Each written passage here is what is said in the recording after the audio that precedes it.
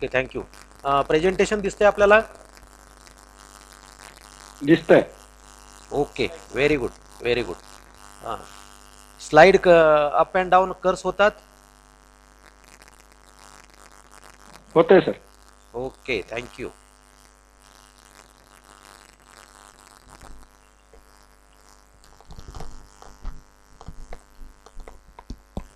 मित्रांनो, प्रादेशिक कृषी विस्तार व्यवस्थापन प्रशिक्षण संस्था रामेती कोल्हापूर या प्रशिक्षण संस्थेच्या वतीनं दिनांक 16 ते 17 या 2 दिवसाच्या कालावधीमध्ये ऑनलाईन प्रशिक्षण कार्यक्रमाचं आयोजन करण्यात आलेलं आहे. या प्रशिक्षण कार्यक्रमाचा आजचा पहिला दिवस आणि पहिल्या दिवसातलं दुसरं सत्र आपण आता सुरू करत आहोत. आता जे सुरू केलं जाणार आहे ते सत्र आहे की आपल्या महाराष्ट्रातल्या ज्या किंवा आपल्या देशातील ज्या महत्त्वाच्या दुधाळ गायी आणि म्हशी आहेत, त्या गायी म्हशींच्या ज्या काही प्रमुख जाती आहेत, या जाती कोणकोणत्या आहेत, त्याची गुणवैशिष्ट्ये काय आहेत, या संदर्भामध्ये सविस्तर असं मार्गदर्शन या आत्ताच्या सत्रामध्ये आपल्याला केलं जाणार आहे. आणि या सत्रामध्ये आपल्याला मार्गदर्शन करण्यासाठी आमच्या स्टुडिओमध्ये उपलब्ध झालेले आहेत माननीय doctor Shailendra Kamble sir. Doctor Shailendra 1985च्या कृषी महाविद्यालय कोल्हापूरच्या कृषीचे पदवीधर आहेत. त्यांनी ॲनिमल हजबंडरीमध्ये MSc, त्यानंतर त्याच क्षेत्रामध्ये PhD केलेली आहे आणि गेल्या 94 पासून. आवाज येतोय माझा? हॅलो,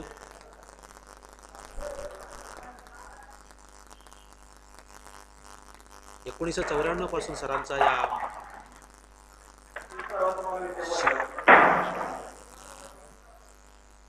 ज्ञानेश्वर, तुमचा माईक बंद करा.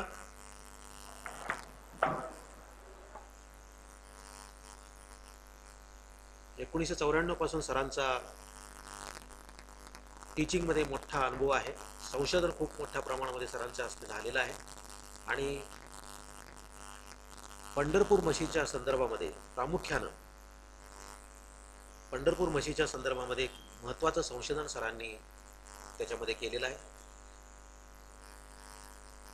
किफायतशीर म्हैस पालन, त्याचबरोबर पंढरपूर म्हशींच्या संशोधनाच्या अंती यावरती बरीच संशोधनपर लेख, पुस्तकं प्रसिद्ध झालेली आहेत.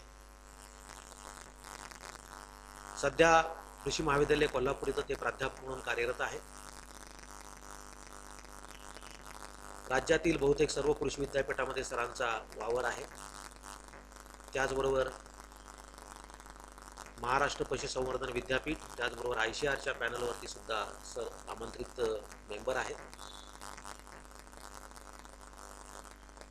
असे हे हरहुन्नरी प्राध्यापक आज आपल्याला या प्रशिक्षण कार्यक्रमासाठी लाभलेले आहेत. मी या संस्थेचे प्राचार्य मान्य उमेश पाटील सर, मी व्यक्तिशः शंकर माळी, सहाय्यक संचालक रामेती कोल्हापूर, आणि आपण सर्व ऑनलाईन प्रशिक्षणामध्ये सहभागी झालेले प्रशिक्षणार्थी यांच्या वतीनं सरांचं मनपूर्वक स्वागत करतो आणि मी सरांना विनंती करतो,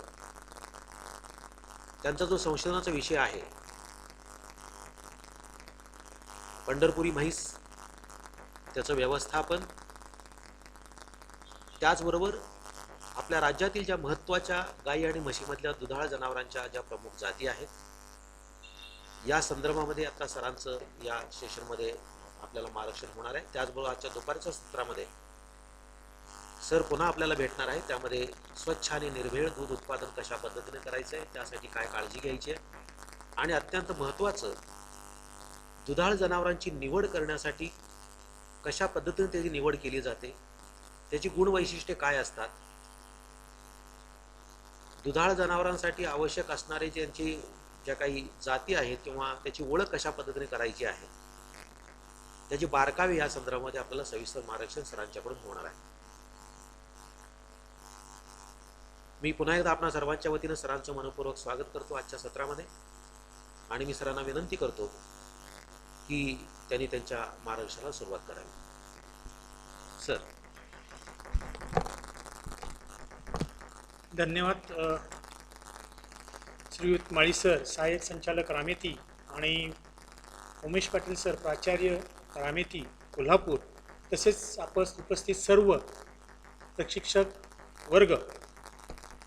प्रथमतः मी या दोघांचं आभार मानतो की यांनी मला तुमच्याबरोबर संवाद साधण्यासाठी, मी काय लेक्चर घेणार नाही, संवाद साधणार आहे तुमच्याबरोबर, हे लेक्चर घेण्यासाठी आमंत्रित केलं. आणि मला आमंत्रित म्हणण्यापेक्षा मी यापुढे वेगळं म्हणेल की त्यांनी मला ही संधी दिली तुमच्याबरोबर बोलण्याची. त्याबद्दल व्यक्तिशः मी त्यांच्या दोघांचेही मी इथे आभार मानतो. प्रथमतः आपण 3 जिल्ह्यामधले सर्व प्रशिक्षणार्थी माझ्यासमोर आहात. दुर्दैवाने थोड्या एसटीचा संप असल्यामुळे आपण प्रत्यक्षात भेटू शकलो नाही, परंतु या ऑनलाईन मोडवरती आपण आता बोलतो आहे. ठीक आहे, पुढच्या वेळेला ज्या वेळेला आपल्याला कधी ही संधी मिळेल ऑफलाईनची, त्यावेळेला आपण सर्वजण एकत्रित बसून थोडंसं याविषयी आपण चर्चा करूया. आजचा माझा विषय जो सकाळच्या सेशनमध्ये दिलेला आहे तो दुधाळ गाई म्हशींच्या प्रमुख जाती, ज्या जाती आपण सध्या या महाराष्ट्रात किंबहुना भारतामध्ये ज्या सांभाळल्या जातात दुधासाठी, त्या जातींबद्दल थोडीशी त्यांची सर्व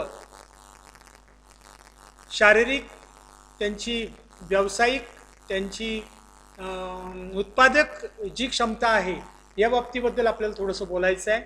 ही गाय म्हैस आपण कशी ओळखणार बाह्य अंगावरनं, त्याबद्दलही आपल्याला थोडंसं बोलायचं आहे. आपण सर्व शेतकरी आहात.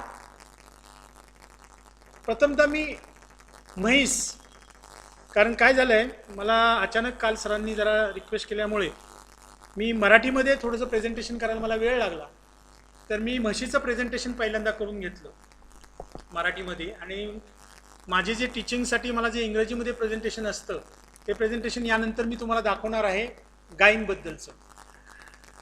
म्हशींबद्दल मी मुद्दामून का बोलतो आहे, तर जनरली आपल्या या कोल्हापूर जिल्ह्यामध्ये किंवा सांगली, सातारा, कोल्हापूर जिल्ह्यामध्ये सगळ्यात जास्त हे दूध उत्पादन हे म्हशीचं होतं आणि सगळ्यात जास्त मागणी ही म्हशीच्या दुधाला आहे. आपल्या देशी गाईच्या दुधापेक्षा आपल्याकडे सध्या आता संकरित गाईंच्या दुधाला मागणी वाढलेली आहे. दूधसुद्धा आपलं वाढलेलं आहे. संकरित दूध, देशी गाईंचं दूध त्यांच्या दूध देण्याच्या क्षमतेवरती अवलंबून असते. मॅक्झिमम 6 ते 8 लिटर किंवा 10 लिटर त्याच्यावरती दूध जात नाही देशी गाईचं, परंतु हे दूध आरोग्यासाठी फार चांगलं असतं. त्याच्यामध्ये असलेले जे घटक आहेत ते फार चांगले असतात. मी नंतर या गोष्टीबद्दल तुमच्याशी बोलणार आहे. पण प्रथमतः आपण म्हशीबद्दल बोलूया. मराठीमध्ये प्रेझेंटेशन असल्यामुळे मी जरा पहिल्यांदा म्हैस घेतलेली आहे आणि त्यानंतर आपण गायीबद्दल बोलणार आहोत. तर म्हशीबद्दल बोलायचं म्हटलं तर म्हैस हे सस्तन प्राणी आहे. आता सस्तन प्राणी या शब्दाचा अर्थ काय? सस्तन प्राणी म्हणजे जो प्राणी डायरेक्ट पिल्लाला जन्म देतो आणि ते पिल्लू त्या प्राण्याच्या म्हणजे त्या आईच्या दुधावरती पोसलं जातं, सांभाळलं जातं, अशा याला सस्तन प्राणी असे म्हणतात. मग त्याच्यामध्ये म्हैस आली, गाय आली, शेळी आली, मेंढी आली, मनुष्य आला. आता आपण म्हशीबद्दल बोलायचं म्हटलं, आता सध्या तर आपण म्हशीबद्दल बोलतोय. म्हशीबद्दल बोलायचं झालं तर म्हशी 2 प्रकारच्या आपल्याला ह्यात अख्ख्या भारतामध्ये सापडतात. आता ह्या 2 प्रकारच्या म्हशी कोणत्या? तर पहिल्यांदा त्याला स्वॅम्प बफेलो म्हणतात आणि दुसरी आहे ती रिव्हर बफेलो म्हणतात. आता स्वॅम्प बफेलो म्हणजे काय? चिखलामधील म्हैस. आता चिखलामधील म्हैस आपल्या इथे याचं जिवंत उदाहरण आपल्याला सापडतं चिखलामध्ये म्हैसमध्ये, की जे राधानगरीमध्ये ते दाजीपूर अभयारण्य आहे तिथे ह्या म्हशी जास्त सापडतात. आपण त्याला काय म्हणतो? आपण गवी रेडी म्हणतो किंवा गवी म्हैस म्हणतो, की ज्या म्हैशी ह्या पाळण्यास योग्य नसतात. ह्या रानामध्ये नाही सापडत, आपल्याला जंगलामध्ये सापडतात. ह्या जंगलामध्ये ह्या म्हशी शक्यतो यांची जी आपण म्हणतो की राहण्याची जी पद्धत आहे ती ह्या म्हशी चिखलामध्ये जास्त डुंबतात रादर दॅन वॉटर, पाण्यापेक्षा. आणि ह्या म्हशी सांभाळण्यासाठी योग्य नसतात, कारण त्या फार फेरोशियस असतात. म्हणजे त्याला आपण म्हणतो उग्र, मारकट, ज्याला आपण म्हणतो की मारतात त्या म्हशी, सांभाळण्यासाठी योग्य नसतात. म्हणून ह्या चिखल म्हैस ज्या असते, उदाहरणार्थ गवी रेडा हा आपल्याला राधानगरीमध्ये सापडतो, हा आपण सांभाळू शकत नाही. मनुष्य प्राणी या रेड्यांना किंवा या म्हशींना सांभाळू शकत नाही. मग दुसरा जो त्याच्यामधला जो वर्ग आहे तो पाण्यामधील म्हैस, ज्याला रिव्हर बफेलो म्हणतो आपण, की ज्या म्हशी पाण्यामध्ये डुंबायला ह्याला जास्त आवडतं. आणि ह्या म्हशी आपले शक्यतो आपले जे दुग्ध व्यवसाय करणारे जे बंधू आहेत किंवा डेअरी व्यवसाय करणारे जे बंधू आहेत, हे सर्वजण ह्या म्हशी पाळतात. म्हणजे पाळण्यासाठी असलेले हे म्हैस. यानंतर आपण पाहणार आहोत ह्या पाण्यामध्ये ज्या म्हशी आपण पाळतो त्या म्हशीचे उदाहरण आपल्याला सांगतो तुम्हाला मी. मुर्रा म्हशी आहेत, म्हैसाना म्हशी आहेत, पंढरपुरी म्हशी आहे, सुरती आहे, नंतर नागपुरी आहे, भदावरी आहे. अशा सर्व म्हशी आपण या महाराष्ट्रामध्ये मॅक्झिमम भारतामध्ये सगळ्यात जास्त म्हशीचं प्रमाण सापडतं. आता आपण एक एक पाहूया. याच्यामध्ये जर ओव्हरऑल भारतामध्ये जर आपण आणि जगामध्ये जर आपण म्हशीच्या आणि जनावरांच्या संख्येबद्दल बोलायचं म्हटलं तर गाय जी आहे ही 190.9 कोटी संख्या आहे. आणि हिचा सहभाग जगाच्या लोकसंख्येमध्ये किंवा लोकसंख्या म्हणण्यापेक्षा जगाच्या पशुधनाच्या संख्येमध्ये 12.5% सहभाग आहे. आणि जर तुम्ही म्हैशीबद्दल जर विचार केला तर ह्या म्हैशी 108.7 कोटी आहेत. आणि त्यांची जगाच्या संख्येमध्ये, जगाच्या टोटल संख्येमध्ये जर तुम्ही त्यांचा वाटा पाहिला तर तो 56.7 म्हणजे 50%पेक्षा जास्त वाटा हा म्हशीचा आहे. त्यानंतर मेंढी, शेळी, डुक्कर, कोंबडी यांच्या सगळ्यांचा जर एकूण विचार केला संख्या कोटीमध्ये तर टोटल जनावर जी आपल्याकडे आहे, जे आपण शक्यतो डोमेस्टिकेटेड ॲनिमल म्हणतो, पाळीव प्राणी म्हणतो, याच्यामध्ये तो दुधासाठी असेल किंवा लोकरीसाठी असेल किंवा मांसासाठी असेल, ह्या 3 प्रकारामध्येच आपण जनावरं पाळत असतो. तर याच्यामध्ये टोटल जर आपण विचार केला तर 512.05 कोटी जनावरांची संख्या आपल्या इथं आहे. दूध उत्पादनामध्ये जर आपण विषय केला तर एकूण दूध उत्पादनामध्ये आपला भारत हा 1 नंबरवरती आहे. जगामध्ये 1 नंबरवरती आहे. आणि सध्या आपलं दूध उत्पादन जे आहे 190 मिलियन टन आपण दूध उत्पादन करतो. याच्यामध्ये संकरित गाईचं दूध आहे, देशी गाईचं दूध आहे, शेळ्यांचं दूध आहे, मेंढ्यांचं दूध आहे आणि म्हशींचं दूध आहे. जर याच्यामध्ये आपण जर पर्सेंटेज काढलं, सहभाग जर काढला या दूध उत्पादनामध्ये 190 मिलियन टन दुधामध्ये जर आपण विचार केला तर यामध्ये सगळ्यात जास्त वाटा जो आहे, जो सहभाग आहे, हा म्हशीच्या दुधाचा आहे. 54.8 जवळजवळ 55% दूध 190 मिलियन टन मधलं जे दूध आहे हे साधारणतः 80-90 टन जे मिलियन टन जे दूध उत्पादित होतं हे केवळ आणि केवळ म्हशीमुळे उत्पादित होतं. त्यानंतर जर आपण विचार केला तर गाईमध्ये संकरित गायी आहेत, नंतर देशी गायी आहे. या संकरित आणि देशी गायींचा जो वाटा आपण जर बघितला तर 43% वाटा त्या दुधामध्ये आहे. आणि मग इतर जे जनावर बघितली, शेळी, मेंढी, नंतर तुमचा घोडा, नंतर तुमचं गाढव, यांचे जे दुधाचे उत्पादन कमी असते. त्यामुळे त्यांचा जर वाटा आपण विचार केला टोटल 190 मिलियन टन मध्ये तर तो फक्त 2.2% आहे. आता पहिले जे आपण बघतो म्हैस, ती म्हैस जी आहे ही म्हैस ही सर्व महाराष्ट्रात नव्हे तर सर्व देशामध्ये ही म्हैस सांभाळली जाते. कारण ही म्हैस सगळ्यात जास्तीत जास्त दूध देते. आलं लक्षात? या म्हशीचा जर आपण विचार केला आणि आपल्या महाराष्ट्रामध्ये सध्या ही म्हैस आपल्या वॅगन भरून म्हणजे 30-30, 40-40 म्हशी वॅगन भरून या दिल्लीकडून किंवा हरियाणाकडून या म्हशी आपल्या कोल्हापुरामध्ये किंबहुना महाराष्ट्रामध्ये आणल्या जातात. आणि यांचा एक प्रॉब्लेम मी तुम्हाला नंतर सांगतो, परंतु ह्या म्हशींचं दूध उत्पादन जास्त असलं तरी देखील ह्या म्हशी खाद्याला जास्त असतात, त्यांना खाद्य जास्त लागतं. याला आपल्या भाषेमध्ये म्हणायचं म्हटलं तर हा छोटा हत्ती आहे. हत्तीसारखं याला खाद्य लागतं, त्या प्रमाणामध्ये ह्या दूध देतात, नो डाऊट. फक्त यांचा प्रॉब्लेम असा आहे की प्रजननाचा प्रॉब्लेम जास्त येतो. कारण ह्या म्हशी ह्या हरियाणा, दिल्ली, कर्नाल ह्या भागातले असल्यामुळे, पंजाब ह्या भागातले असल्यामुळे काय होतं, तिथं हवामान हे थंड आहे, उष्ण आणि दमट किंवा जास्त पावसाळी हवामान नाही. आपल्या इथं ते उष्ण आपल्याकडे पाहिलं की ट्रिमंडस चेंज आहे आपल्या टेम्परेचरमध्ये. एकदम 17-18 वरती टेम्परेचर येतं ते डायरेक्ट 42-45 पर्यंत टेम्परेचर जातं. त्यामुळे ह्या म्हशी प्रजननासाठी फार दमवतात. मग एवढी चांगल्या पद्धतीच्या म्हशी आपले पशुपालक हे घेऊन येतात आणि इथं आल्यानंतर त्यांच्या त्या गाभण घेऊन आलेल्या असतात. त्यांचं वेत होतं, दूध काढलं जातं.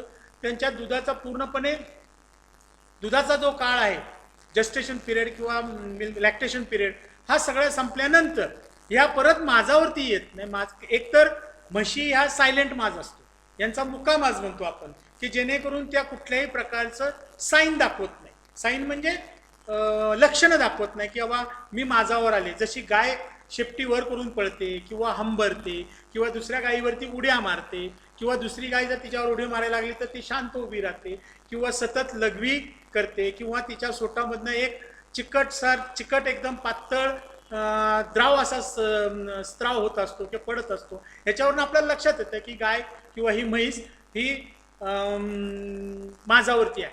तसं म्हशीचं होत नाही. म्हैस ही सायलेंट हिट असल्यामुळे, मुकामाज असल्यामुळे ही लवकर दिसत नाही. आलं लक्षात?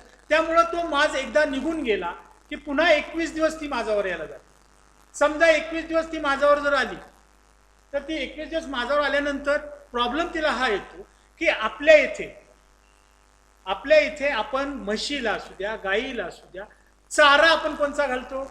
मला कोण सांगू शकेल का चारा कुठला घालतात तुमच्या भागामध्ये? हिरवा चाऱ्याबद्दल मी बोलतो. बोला नलावडे साहेब, बोला. तुमच्या भागामध्ये आपण हिरवा चारा म्हणून काय घालतो खायला मका जनावरांना? मका मका घालतो. पण जनरली आपण मका हा जनावरांसाठी कुणीही, म्हणजे माझ्या माहितीप्रमाणे तरी कोल्हापूरमध्ये किंवा साताऱ्याच्या काही भागामध्ये जिथं सदन पाण्याची व्यवस्था आहे त्या भागामध्ये मका किंवा जनावरांसाठी कुठलाही चारा केला जात नाही स्पेसिफिक. पण मी जे सांगेल ते तुम्ही मान्य करताल की तुम्हालाही ते पटेल की शक्यतो आपण ऊसाचं वाडं आहे हे वाडं आपण जनावरांना खायला घालतो. बरोबर आहे का चूक आहे? बोला, बरोबर आहे का चूक आहे? बरोबर आहे. कोल्हापूर भागामध्ये असेल, सातारामध्ये असेल, सांगलीचा काही सदन भाग आहे त्याच्यामध्ये असेल, जिथं पशुपालन होतं तिथं शक्यतो ऊसाचं वाडं खायला घातलं जातं. आता प्रॉब्लेम तुम्हाला माहिती आहे, तुम्ही म्हणताल की सर आमच्याकडे फक्त वाडच आहे खायला, काय करायचं? बरं ठीक आहे, तुम्ही वाडं खायला घातल्यानंतर त्याचा दुष्परिणाम तुम्हाला माहिती आहे का? तुम्ही हे शेतकऱ्यांना सांगायला पाहिजे की वाडं खायला घालू नका. मग शेतकरी तुम्हाला आडवं लावेल की सर माझ्याकडे फक्त वाडच आहे तर मग मी ते खायलाच घालणार, माझ्याकडे दुसरा पर्याय नाहीये. तुम्ही त्यांना वाडं खायला घातल्यानंतर काय होईल हे सांगायला हवं. आता मी जे तुम्हाला सांगतोय की ज्या वेळेला आपण वाडं खायला घालतो त्यावेळेला वाड्यामध्ये ऑक्झॅलिक ऍसिड नावाचा एक प्रकार असतो शुगर कॅन टॉपमध्ये, ऑक्झॅलिक ऍसिड. आणि हे ऑक्झॅलिक ऍसिड ज्या वेळेला जनावर हे वाडं खातं, त्यांच्या पचन संस्थेत ते जे वाडं जातं त्यावेळेला ते ऑक्झॅलिक ऍसिड त्यांच्या पूर्णपणे शरीरामध्ये ते भिनलं जातं. ते कशाद्वारे भिनलं जातं? रक्ताद्वारे. आणि रक्तामध्ये एक घटक असतो तो आहे कॅल्शियम. आणि हा कॅल्शियम ज्या वेळेला हे ऑक्झॅलिक ऍसिड बरोबर संयुग पावतं, जे मिक्स होतं आणि त्याच्यापासून कॅल्शियम ऑक्झॅलेट तयार होतं. कॅल्शियम ऑक्झॅलेट तयार होतं आणि हे कॅल्शियम ऑक्झॅलेट त्या गायीच्या किंवा त्या म्हशीच्या युरिनद्वारे म्हणजे मूत्राद्वारे किंवा शेणाद्वारे ते बाहेर टाकलं जातं. त्यामुळे पर्यायी काय होतं? कॅल्शियमची डिफिशियन्सी येते, कमतरता येते. आणि ही कॅल्शियमची कमतरता बऱ्याच गोष्टीला मारक पडते. कुठल्या कुठल्या बऱ्याच गोष्टी? पहिल्यांदा एक माझावर येत नाही, दुसऱ्यांदा हाडं झिसूळ होतात, तिसऱ्यांदा दुधावर परिणाम होतो, चौथ्यांदा दगडी काससारखे रोग तयार होतात. मग हे सगळ्या ज्या गोष्टी होतात, वाढीवरती परिणाम होतो, ह्या सगळ्या गोष्टी एका कॅल्शियममुळे होतात. मग आपण हा विचार करायला पाहिजे, कॅल्शियम ज्या वेळेला आपण कॅल्शियम घालणार आहोत, म्हणजे सॉरी कॅल्शियम आपला ज्या वेळेला जाणार आहे, तर हा ज्या वेळेला शेतकरी आपल्याशी बोलत असतो की सर माझ्याकडे तर वाढच आहे, मग आपण काय घालायला पाहिजे? मग आपण त्याला ज्या वेळेला कुठल्याही गोष्टीचा आपण सूचना करतो किंवा कुठली गोष्ट आपण त्यांना अवलंबायला सांगतो किंवा कुठली गोष्टीची आपण अडचण सांगतो, त्या अडचणीवरती आपण सोल्युशन देणं हे आपलं काम आहे. मग आपण सोल्युशन असं द्यायचं की खनिज मिश्रण, त्याला आता आपण सर्रास म्हणतो मिनरल मिक्सचर. सगळ्यांना सांगितलं तर लगेच जाणून शकता की मिनरल मिक्सचर म्हणतो आपण त्याला. खनिज मिश्रण सगळ्यांना लक्षात येणार नाही, पण मिनरल मिक्सचर जे असतं त्याच्यामध्ये कॅल्शियम, फॉस्फरस, मोनोब्लेट, नंतर नायट्रोजन, फॉस्फरस, या सगळ्या गोष्टी हे त्याच्यामध्ये मिक्स असतात आणि ते पावडर फॉर्ममध्ये सगळ्या दूध संघ विकतं. किंबहुना प्रायव्हेट लोक सुद्धा ते विकतात. आणि जनरली जर पाहिलं तर त्याची किंमत एक 75 किलो प्रति किलो आहे, 75 रुपये प्रति किलो आहे. तर आता मला काय सांगायचं आहे, ज्या वेळेला आपण शेतकऱ्यांना सांगतो की तुम्ही वाढं खायला घालताय, ठीक आहे, पर्याय नाही आहे, मग तुम्ही काय करा की 25 ते 50 ग्रॅम प्रति जनावर प्रतिदिन हे मिनरल मिक्सचर तुम्ही खायला घातलं पाहिजे. आता शेतकरी त्याच्या पुढे जाऊन तुम्हाला प्रश्न विचारणार आहे की सर आता मी कुठं तराजू घेऊन बसून त्याच्यामध्ये 50 ग्रॅम घालू, कसं देणार तुम्ही? मग तुम्ही त्याला देताना एक सरळ सोपं सांगायचं की तुमच्याकडे माचीस आहे, काडीपिटीचं माचीस आहे, मग त्या माचीसमधला आतला डब्बा आहे, त्यातल्या काड्या सगळ्या काढायचा डब्बा, तो डब्बा घ्यायचा, मिनरल मिक्सचर भरायचं, सपाट करायचं. सकाळी एक डबी टाकायची, संध्याकाळी एक डबी टाकायची. कशात टाकायची? पशुखाद्यात टाकायची. जे आपण रेशन देतो, पशुखाद्य देतो, गोळी खाद्य देतो, त्याच्यात ते द्यायचं. आणि ज्या वेळेला तुम्ही त्याच्यात ते देता त्यावेळेला मी म्हणतो नाही 100% तुमचं कॅल्शियम रिकवर झालं, निदान 50% तरी रिकवर होईल. आणि 50% रिकवर झाल्यानंतर हे गर्भधारणा व्हायला काहीच अडचण येणार नाही. आता काय होतं, ज्या वेळेला हे कॅल्शियमची डिफिशियन्सी होते किंवा कमतरता होते त्यावेळेला ही म्हैस माझावर येत नाही. माझावर जरी आली, सर्व्हिस दिली तर गाभण राहत नाही. गाभण जरी राहिली तरी पुढे काही महिन्यानंतर ती गाभडते. काही महिन्यानंतर गाभडल्यानंतर पुन्हा ती माझावरती यायला त्रास देते. मग ह्या ज्या गोष्टी आहेत ह्या जातीमध्ये सगळ्यात जास्त प्रामुख्याने जाणवतात आपल्याला, मुर्रा जातीमध्ये. त्यामुळं काय होतं, आपण आणलेल्या जर चांगल्या नसल असतील, चांगल्या जातीच्या जातीवंत जनावर असतील, ही सगळी कत्तलखान्याला जातात. म्हणून ही छोटीशी गोष्ट जर आपण केली की मिनरल मिक्सचर जर खायला घातलं तर त्या जनावरांना लागणारी जी प्रथिने आहेत, जी मिनरल्स आहेत, हे सगळ्या प्रमाणामध्ये नाही जरी पूर्ण झाली तर 70 ते 75% मध्ये त्यामध्ये त्यांची ती पूर्तता होते आणि ती जनावरं चांगल्या पद्धतीमध्ये आपण जोपासू शकतो. आता आपण पहिल्यांदा विचार करतोय ती जात आहे ती मुर्रा. मुर्रा जातीचा जर रंग बघितला तो काळा रंग आहे. तिचं तोंड बघितलं तर मोठं आहे, मोठी नागपुडी आहे, शेपटीचा गोंडा हा काळा आणि क्वचितच पांढरा सापडतो. आणि जनरली आपण म्हशी ज्या आहेत ह्या म्हशी सगळ्या म्हशींच्या वैशिष्ट्य आहेत की त्यांची ओळख किंवा त्यांची जात ही त्यांच्या शिंगावरनं ओळखली जाते. त्यांची शिंगावरनं ओळखली जाते. जसं उदाहरण सांगतो, मुर्रा जर म्हैस आपण ओळखायची असेल तर त्या म्हशीची शिंग जी आहे ती त्याच्या डोक्याजवळ, जो डोक्याचा भाग आहे तिथं अशी वळलेली असतात, एकदम कडक असं 9 आकाराचा पूर्णपणे वळलेला भाग तुम्हाला दिसतो.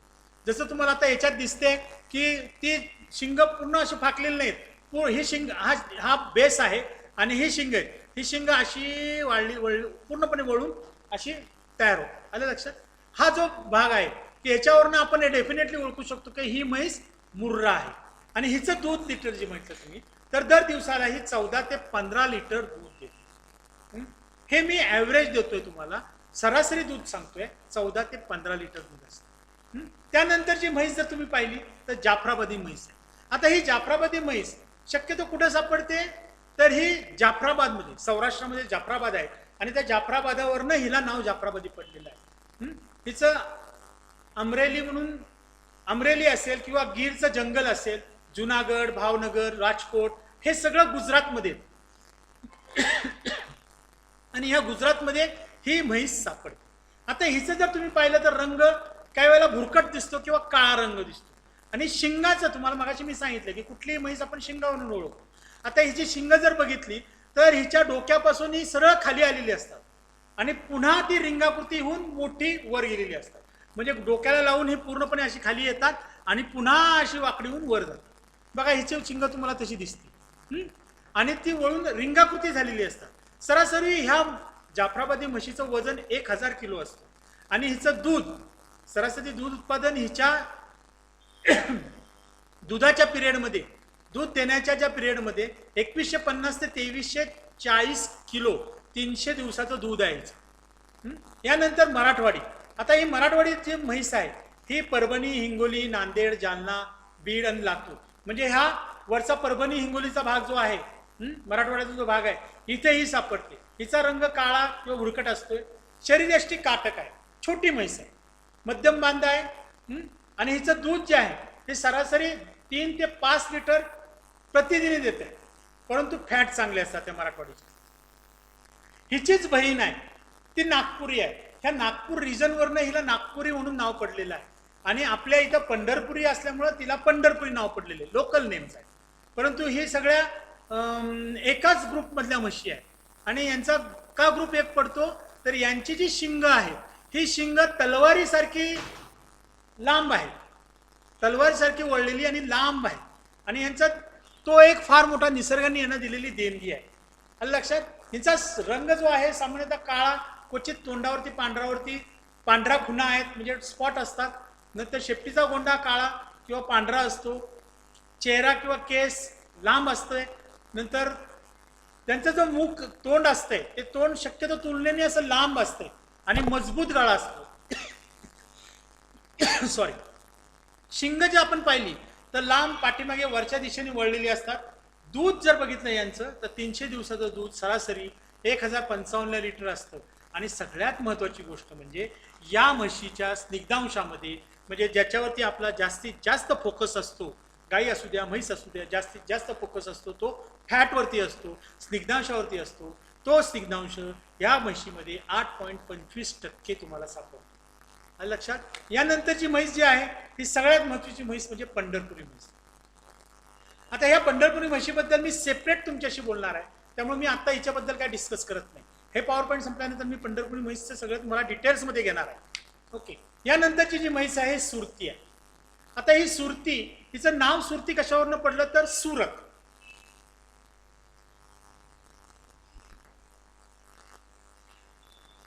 आता सुरत जो आहे हे सुरत हा गुजरातमध्ये सापडतो आणि तिथं हा सुरती नावाची म्हैस तुम्हाला सापडेल. हिचं शरीर साधारणतः मध्यम काळा रंग आहे आणि शिंग जी आहे ते विळ्याच्या आकाराची आहे. विळा जो असतो आपल्याकडे, जो आपण विळा घेतो का नाही, अशा पद्धतीमध्ये विळा असतो, या विळ्याच्या आकाराची तिची शिंग आहे. आणि दूध जे आहे ते 1600 लिटर आहे. आणि याचा जो स्निग्धांशाचं प्रमाण आहे किंवा घृतांशाचं प्रमाण आहे ते 7 ते 7.5% आहे. आणि ही सगळ्यात लवकर म्हैस प्रथम विण्याचं, म्हणजे ज्याला आपण एज ॲट फर्स्ट कानिंग, ज्यावेळेला प्रथम विण्याचं जे वय तिचं होतं ते वय तिचं 44 महिने आहे. म्हणजे साधारणतः 3.5 वर्षामध्ये ही म्हैस पहिल्यांदा वेते. आणि ज्यावेळेला ती वेते त्याच्या अगोदर ती गाभण 10 महिने अगोदर असते. म्हणजे 34 महिन्याची ही झाली म्हणजे साधारणतः 3 वर्ष ही म्हैस लगेच गाभण जाते. 3 वर्षात. नंतर 2 वेतातील अंतर जे आहे ते 15 ते 16 महिने आहे. लक्षात. म्हणजे आता जर विली तर ती पुढच्या 15 महिन्यामध्ये किंवा 16 महिन्यामध्ये सव्वा वर्षामध्ये पुन्हा ती गाभण जाते. आलं लक्षात. नंतर ही जी आहे ही म्हैसाण आहे. ही म्हैसाण जी आहे ही गुजरातमध्येच सापडते. आणि ही गुजरात का सापडते तर ही जी आहे ही सुरती आणि मुर्रा ह्या 2 जातीचा संकर आहे. म्हशीमध्ये फक्त एकमेव संकर हा आहे जो आपण ॲथेंटिक केलेला आहे, म्हणजे ज्याला आपण मान्यता दिलेली या संकराला. नाहीतर आता आपल्याकडे मुर्राच्या म्हशीला सुद्धा पंढरपुरी रेडा लावतात, ते संकर करतात, हा भाग वेगळा. परंतु ही ॲथेंटिक म्हैस आहे. हिचं नाव म्हैसाणा आहे आणि ही मेजॉरिटी म्हैसाणा जो जिल्हा आहे गुजरातचा तिथे सापडते. हिचं शरीर मध्यम आहे, काळी शिंग आहेत, विळ्याच्या आकाराची आहेत, कास मोठी असते हिची. का बरं हिची कास मोठी सापडेल तुम्हाला? कारण त्या मुर्रा जातीची जी म्हैस आहे तिची कास सुद्धा मोठी असते, म्हणून तिचा संकर असल्यामुळं ही कास हिची मोठी सापडेल तुम्हाला. आणि दूध सुद्धा बघा 1500 ते 1800 लिटर तिच्या त्या लाईफ स्पॅनमध्ये ती, म्हणजे एका वितामध्ये ती देते. नंतर तिचा जो स्निग्धांशाचं प्रमाण आहे ते 7 ते 7.5% आहे. आणि प्रथम येण्याचे वय आहे हे जरा जास्त आहे, 52 महिने.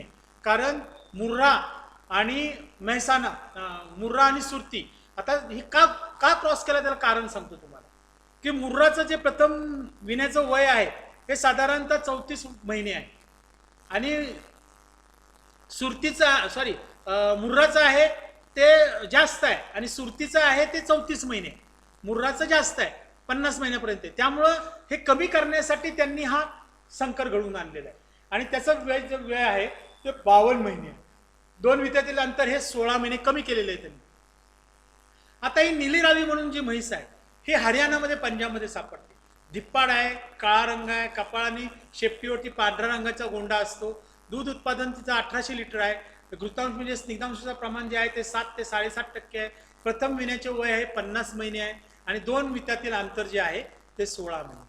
आणि महत्वाचं म्हणजे ही म्हैस जी आहे हिची चारही खुरं जर पाहिली ती पांढरी दिसतील, शेपटीचा गोंडा पांढरा दिसेल, कपाळावरती पांढऱ्या रंगाचा तुम्हाला एक म्हणजे डाग दिसेल किंवा पॅच दिसेल आणि डोळे जे तिचे आहेत हे घारे असतात. त्याच्यावरून आपण ही म्हैस ओळखू शकतो. हे जनरली मुर्राच्या लाईनमधली म्हैस आहे, फक्त हिचे थोडीशी शिंग थोडी तशी लांब झालेली असतात, तसे एकदमच पिळवटलेली नसतात. यानंतर जी भदावरी म्हैस आहे, ही भदावरी म्हैस जी आहे ही आग्रा, मध्य प्रदेश, उत्तर प्रदेश इथे सापडते. यूपी एमपी मध्ये ही म्हैस सापडते. आणि ह्या म्हशीचं जर विशिष्ट तुम्हाला पाहिलं तुम्ही तर मध्यम आकाराची म्हैस आहे. नंतर रंग काळा आहे, शिंग विळ्याच्या आकाराची आहे, कास मोठी आहे, दूध उत्पादन कमी आहे, 800 ते 1000 लिटर आहे. परंतु हिचा सगळ्यात महत्वाचा जो गुणधर्म आहे तो म्हणजे घृतांश, म्हणजे त्याला स्निग्धांश फॅट म्हणतो आपण. आणि हे फॅट आहे ते 10 ते 13% फॅट तुम्हाला ह्या भदावरी म्हशीमध्ये भेटतं. ही सगळ्यात जास्त फॅट या म्हशीमध्ये भेटतं. आणि ही म्हैस ही सर्वात उष्ण जो हवामान आहे, तापमान आहे, इथं ही टिकणारी म्हैस आहे. शक्यतो आपल्या ज्या म्हशी आहेत ह्या म्हशी जे उष्ण हवामान असेल किंवा तापमान उष्ण झालं की आपल्या म्हशी धापतात. त्याला कारण असं आहे, या म्हशींच्या जी कातडी आहे ती काळ्या रंगाची, आणि काळ्या रंगामुळे जी उष्णता आहे ती शोषून घेतली जाते. उष्णता त्या म्हशीच्या अंगामध्ये जास्त शोषली गेली तर तिची जी बॉडी थर्मल टेम्परेचर आहे, बॉडीचं टेम्परेचर आहे ते मेंटेन करण्यासाठी जी उष्णता लागते आतली, म्हणजे चाऱ्यापासून मिळणारी, ही उष्णता तिथं जास्त खर्च केली जाते. म्हणून उत्पादन पण कमी येतं आणि मेंटेन करणं, ज्याला थर्मोरेग्युलेटरी ज्याची जी सिस्टीम्स आहे ती मेंटेन करायला तिला त्रास होतो. म्हणून ही सगळ्यात चांगलं कॅरेक्टर हिचं आहे की त्याला 2 कॅरेक्टर सगळ्यात महत्वाची म्हणजे तिचं फॅट जास्त आहे, ते 10 ते 13% फॅट सापडतं. आणि ही म्हैस उष्ण तापमानामध्ये जास्त टिकणारी म्हैस आहे. आणि हिचे नर आहेत, म्हणजे ज्याला आपण रेडे म्हणतो, हे रेडे ओढकामासाठी उत्कृष्ट आहेत. बैलगाडीसाठी हे रेडे वापरले जातात. काही ठिकाणी ह्या रेड्यांपासून आपल्या जमिनीची मशागत सुद्धा केली जाते. आता म्हशीच्या दुधाचे आपण गुणधर्म बघूया. म्हशीच्या दुधामध्ये आपण कोणते गुणधर्म तुम्हाला सापडतील आणि किती कोणते प्रथिने किंवा कोणते घटक तुम्हाला सापडतील हे पाहूया. याच्यामध्ये जर प्रथिने पाहिले तर 4.5% प्रथिने आहेत. स्निग्धांश प्रमाण पाहिलं तर 8 ग्राम आहे, टक्के आहे. नंतर कर्बोदके म्हटले तुम्हाला तर ते 4.9% आहे. ऊर्जा म्हणजे तुमचा एनर्जी म्हटली ते 110 ग्राम आहे. साखर जर म्हटली, शुगर 4.9 ग्राम आहे. कोलेस्ट्रॉल असेल तर 8 मिलीग्रॅम आहे. कॅल्शियम आहे तर 195 हे आहे. ज्यावेळेला म्हशीच्या दुधामध्ये जर आपण जास्तीत जास्त विचार केला तर म्हशीच्या दुधामध्ये 58% अधिक कॅल्शियम असतात, 40% अधिक प्रथिने असतात आणि 43% कमी कोलेस्ट्रॉल असतात. त्यामुळे या दुधाला जास्त मागणी आहे आणि जास्त मागणी असल्यामुळे ह्याला जास्त भाव मिळतो. आता ह्या म्हशीच्या दुधाचे गुण जे आहेत त्या गुणामध्ये जर आपण विचार केला तर दुग्धजन्य पदार्थ निर्मितीसाठी उपयुक्त आहे, कारण फॅट जास्त असल्यामुळे आपण त्याच्यापासून प्रॉडक्ट जास्त बनवू शकतो, प्रॉडक्ट चांगले बनवू शकतो. जर फॅट जास्त असेल तर मग त्याच्यासाठी असेल तर दही आहे, पनीर आहे, गुलाबजामुन आहे, बर्फी आहे, नंतर सगळ्या प्रॉडक्ट्स आहेत हे प्रॉडक्ट बनवू शकतो. याच्यामध्ये हे म्हशीचं दूध हे जास्त काळ टिकू शकतं. रंग त्याचा पांढरा असतो. का पांढरा असतो तर म्हशीच्या दुधामध्ये आणि गाईच्या दुधामध्ये जे रंगाचा जो केमिकल आहे किंवा जो रंगाचा जो घटक आहे तो म्हशीच्या दुधामध्ये केसिन नावाचा आहे आणि गाईच्या दुधामध्ये कॅरोटीन नावाचा आहे. आता कॅरोटीन नावाचा जो घटक आहे तो पिवळसर रंगाचा असतो. त्यामुळे गाईचं दूध तुम्हाला सर्व पिवळसर दिसतं. आणि केसिन नावाचा जो घटक आहे हा म्हशीच्या दुधात सापडतो आणि त्याचा ओरिजिनल रंग हा पांढरा असतो. म्हणून म्हशीचं दूध हे पांढऱ्या रंगाचं दिसतं. आणि ऊर्जेच्या क्षाराचं प्रमाण जास्त आहे आणि जास्त तापमानात नष्ट न होणारी प्रथिने याच्यात आहे. घन पदार्थ अधिक आहे, पाणी कमी आहे. किंवा फॅट जास्त असल्यामुळे, प्रथिने जास्त असल्यामुळे वॉटर पर्सेंटेज कमी आहे.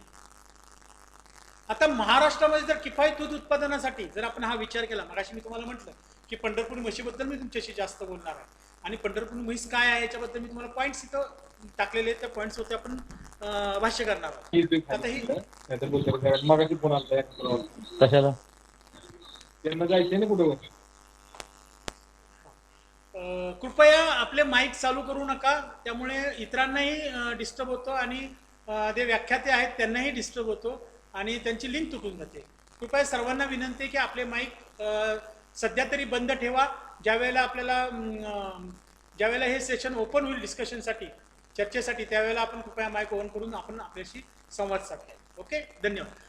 आपल्याला सगळ्यात मगाशी म्हटल्याप्रमाणे मी ज्या वेळेला पंढरपुरी म्हशीचा जो आपल्याकडे संशोधन प्रकल्प आहे, NARP शेंडा पार्क, राष्ट्रीय कृषी संशोधन प्रकल्प शेंडा पार्क कोल्हापूरमध्ये, हा एक प्रकल्प ICARने आपल्याला दिलेला होता आणि त्या प्रकल्पाचे सगळे मॅन्डेट्स आता कंप्लीट झालेले आहेत. तिथं सिनियर सायंटिस्ट म्हणून मी काम केलेलं आहे आणि या काम करताना मी या पंढरपुरी म्हशीवरती जे काही काम केलेलं आहे आणि ज्या काही त्याच्याबद्दलच्या ज्या वैशिष्ट्य गुणवैशिष्ट्य आहेत हे मी तुमच्याबरोबर शेअर करतोय. आता ही जातीवंत पंढरपुरी म्हैस हे मी का घेतलेली आहे इथं, तर सांगली, सातारा, कोल्हापूर, सोलापूर, काही कर्नाटकाचा भाग, बेळगाव वगैरे या भागामध्ये ही पंढरपुरी म्हैस जास्त प्रमाणामध्ये तुम्हाला आढळते, जास्त प्रमाणामध्ये आढळते. याचा का बरं जास्त प्रमाणामध्ये आढळते त्याचं कारण सांगतो की ही म्हैस, तिचा आकार जो आहे हा छोटा आहे, बॉडी साईज छोटी आहे, नंतर बॉडी वेट कमी आहे, 500 ते 600 650 पर्यंत बॉडी वेट आहे. त्यामुळं काय होतंय, हिला लागतो चारा कमी. चारा कमी खाऊन ह्या म्हशीमध्ये एक गुणधर्म असा आहे की कुठलाही चारा खाऊन त्याचं कन्व्हर्जन दुधामध्ये ती करते.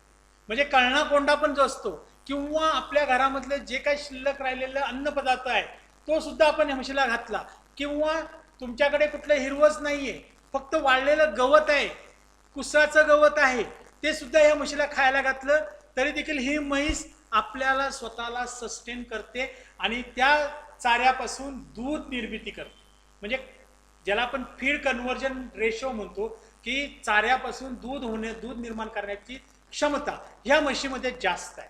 म्हणून ही म्हैस मी सध्या आपल्यासमोर इथे डिस्कस करतोय की जेणेकरून सगळ्यात जास्त म्हैस ही आपल्या सांगली, सातारा, कोल्हापूर, सोलापूर आणि कर्नाटक भाग ह्याच्यामध्ये दिसते किंवा आढळते. आता या म्हशीबद्दल बोलायचं म्हटलं तर तिचा मध्यम बांधा आहे, लांब आणि निमुळता चेहरा आहे, कपाळ अरुंद आहे, झोकदार तलवारीसारखी पिवटलेली शिंगे आहे.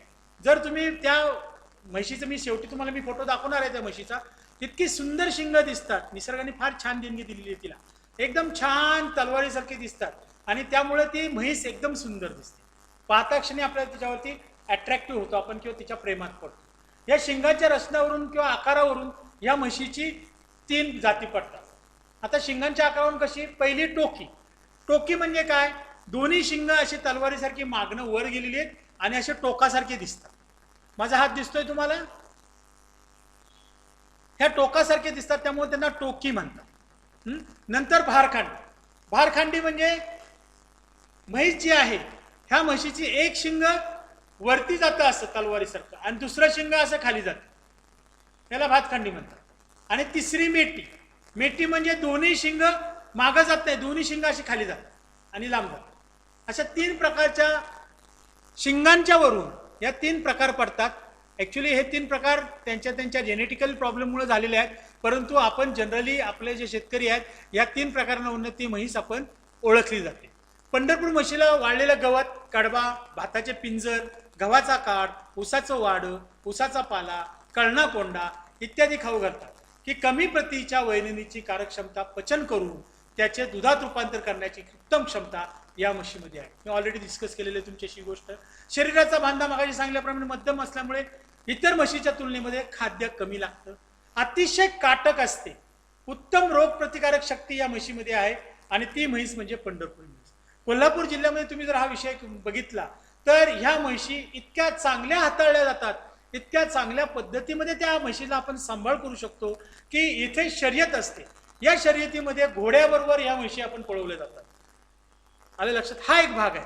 दुसरा भाग असा आहे की काही शर्यत अशी ठेवतात की एक म्हैस फार लांब नेऊन उभी करतात, फार लांब, की त्या गर्दीपासून फार लांब नेलं जातं आणि त्या गर्दीमध्ये तिचा मालक उभा राहतो आणि त्या मालकाने त्या म्हशीला नावाने हाक मारतो किंवा जो लाल रंगाचा त्याचा जो हे आहे रुमाल आहे, तो लाल रंगाचा रुमाल तो फक्त फिरवतो आणि त्या म्हशीला हाक मारतो.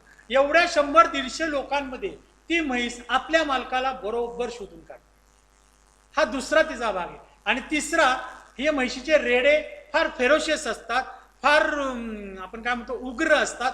मारामारीसाठी याचा प्रयोग केला जातो. म्हणून रेड्याची टक्कर राजेचे छत्रपती शाहू महाराजांनी जे रिक्रिएशन म्हणतो आपण, किंवा ज्याला आपण काय म्हणतो की मनोरंजनाचं गोष्ट, ह्या मनोरंजनासाठी त्यांनी रेड्यांची टक्कर, आणि ह्या रेड्यांच्या टक्करीसाठी या जातीचा म्हैशीचा रेडा किंवा ह्या जातीचा म्हणजे पंढरपुरीचा रेडा वापरला जातो.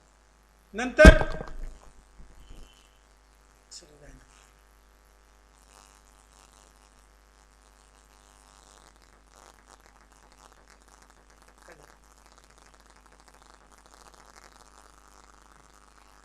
आता याच्यावरनं मगाशी मी सांगितल्याप्रमाणे पंढरपूरमध्ये चटकन माणसाळते, त्यामुळे हाताळण्यास सोपी होते. मी जे आता मगाशी तुम्हाला 3 उदाहरण दिली, ह्याच्यासाठी केवळ ही म्हैस फार फेमस आहे.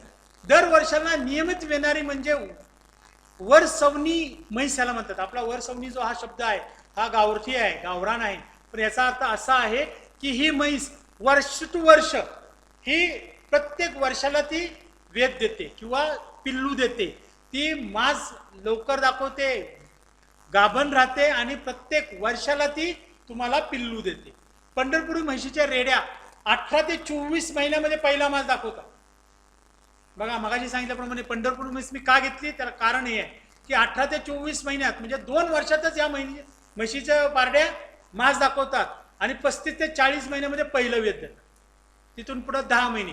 आपण काय करतो, 24 महिन्यात जरी मास दाखवला तरी देखील ती म्हशीची पारडी भरवत नाही, कारण तिची तेवढी बॉडी किंवा शरीर किंवा तिचे प्रजनन संस्था ही चांगल्या प्रकारे डेव्हलप झालेली नसते किंवा वजन तेवढ्या पद्धतीमध्ये आलेलं नसतं.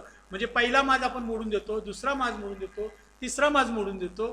त्यामुळे आपण 4थ्या माजानंतर 5व्या माजानंतर, हे मी तुम्हाला जनरल सांगतोय, जर त्या म्हशीचं वजन चांगलं असेल, गर्भधारणा होण्यासाठी तिची प्रजनन संस्था सगळी चांगली डेव्हलप झालेली असेल, तर तिला भरायला काहीच हरकत नाही. परंतु शक्यतो तिची प्रजनन संस्था, जी प्रजननाचे जे काही इंद्रियाचे आहेत ते सगळे इंद्रिय पूर्णपणे डेव्हलप झालेले पाहिजेत आणि तिची शारीरिक क्षमता ही सुद्धा चांगली झाली पाहिजे. तरच तुम्ही त्या म्हशीचा माज जिरवू शकता किंवा तिला प्रजनन करू शकता आणि ती म्हैस गाभण घालू शकता. 300 दिवसापेक्षा जास्त दुधाचा काळ बघा, दूध देते किती, 300 दिवस कमीत कमी, त्याच्यापेक्षा जास्त देते. वितातील सरासरी दूध 1800 लिटर आहे.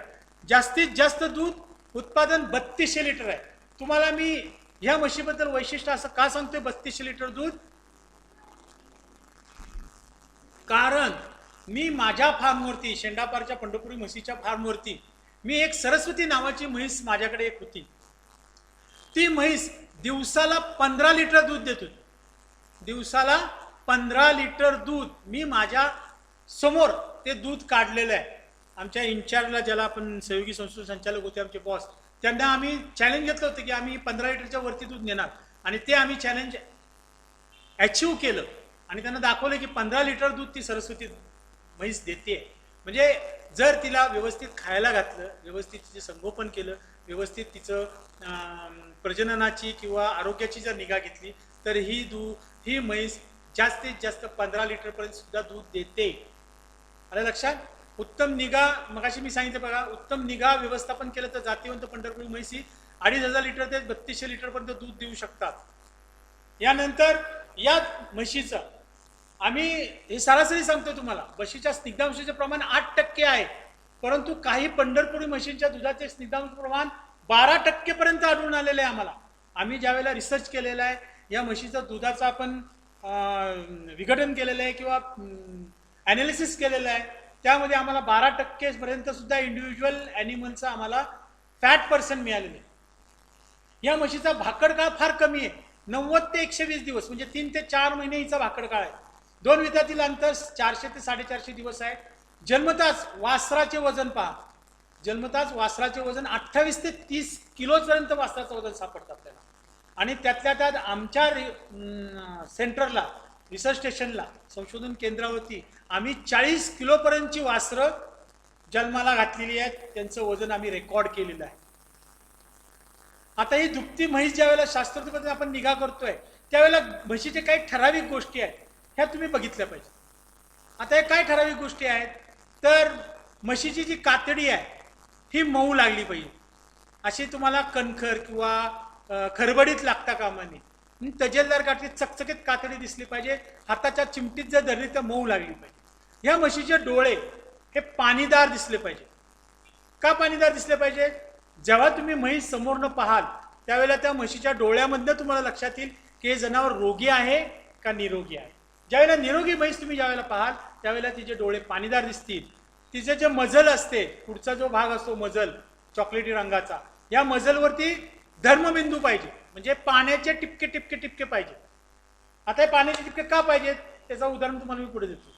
जर एखादी रोगी म्हैस असेल तर ती रोगी कशावर ओळखतो आपण तर तिच्या नागपुड्याच्या समोर आपला हात धरायचा आणि ती श्वास घेते सोडते श्वास घेते सोडते. हा जर श्वास ती नॉर्मल सोडला तर ती निरोगी आहे. हिने जर श्वास सोडताना गरम श्वास बाहेर आला आणि गरम श्वास तिने बाहेर सोडल्यानंतर तिच्या मजलवरती त्या मजलवरती जर धर्मबिंदू असतील पाण्याचे टिपके असतील त्या गरम ह्याने ते वाळून जातात आणि तिचं मजल कोरडं पडतं. ह्याच्यावरून ओळखायचं की ही म्हैस निरोगी नाही. हिला काहीतरी रोग आहे हिला काहीतरी प्रॉब्लेम आहे. आणि निरोगी म्हैस ही तजेलदार दिसेल. तिचे डोळे सुद्धा तुम्हाला एकदम तजेलदार दिसतील. रोगी म्हशीचे डोळे एकदम खालावलेले दिसतात. डोळ्यामध्ये पाणी आलेलं दिसतं किंवा घाण आलेली दिसते.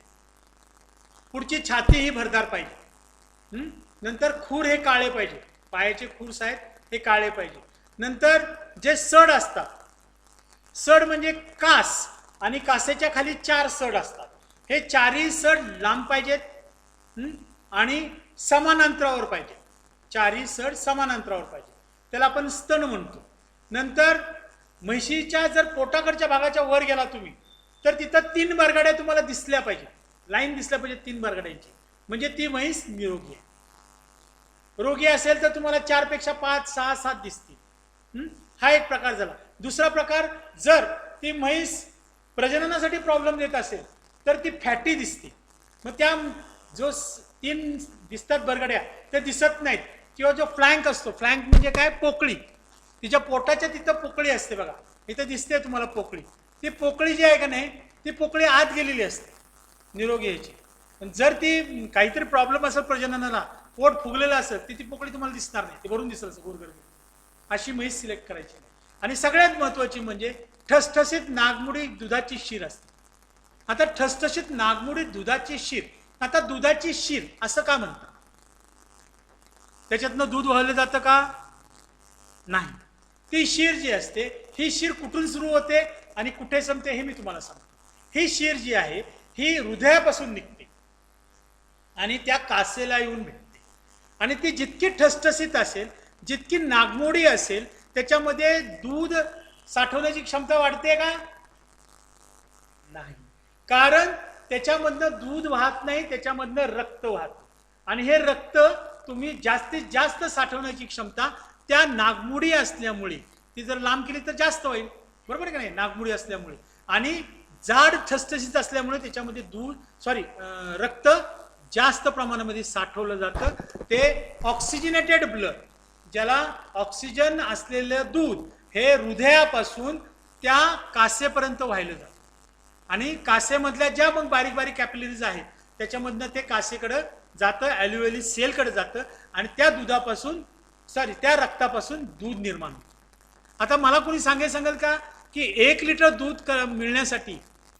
दूध मिळण्यासाठी किती रक्त त्या कासेमध्ये फिरलं पाहिजे? कुणाला माहिती आहे का हे? ठीक आहे मीच सांगतो. 1 लिटर जर दूध तुम्हाला निर्माण करायचं असेल तर त्या कासेमधनं 500 लिटर रक्त फिरलं पाहिजे.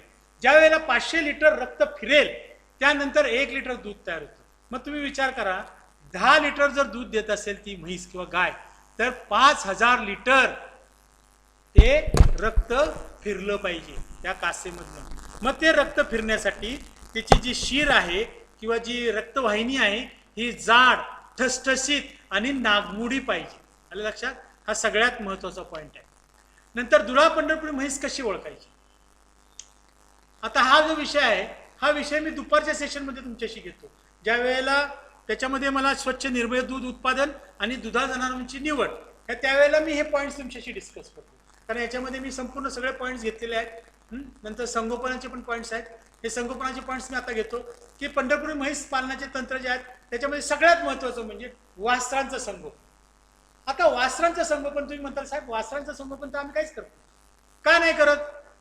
तर आपल्याकडे बघा की कुठलीही गाय किंवा कुठलीही म्हैस व्याल्यानंतर पहिल्यांदा जे दूध निघतं, जे चीक निघतं, तो चीक पहिल्यांदा काढला जातो. तो 2 लिटर निघतो, 3 लिटर निघतो. आता हा चीक आपण काय करतो? पहिल्यांदा तो चीक गावाच्या वेशीवरती जो म्हसोबा असतो त्याला थोडा घातला जातो, बरोबर आहे. त्यानंतर तो चीक पहिल्यांदा लिकीजवर जातो, जावायला लागतं खरवीस. दुसऱ्यांदा तो चीक शेजारीला दिला जातो, शेजारी त्यांनी आपल्याला दिला म्हणून. चौथ्यांदा तो चीक घरामध्ये केला जातो. पाचव्यांदा तो चीक जर उरला सुरला तर त्या वासराला दिला जातो. आता 2 लिटर मधनं किती उरणार आहे हो? मला नाही वाटत 100-200 ग्रॅम ml उरतो. आणि तो जर त्यांनी खाल्ला, त्यांनी जर तो चीक त्यांनी खाल्ला की ज्याचा त्या चिकावरती प्राथमिक हक्क आहे, मी काय म्हणतोय पहा, प्राथमिक हक्क आहे, पहिला हक्क आहे त्या चिकावरती, तो चीक त्याला सगळ्यात शेवटी आपण देतो.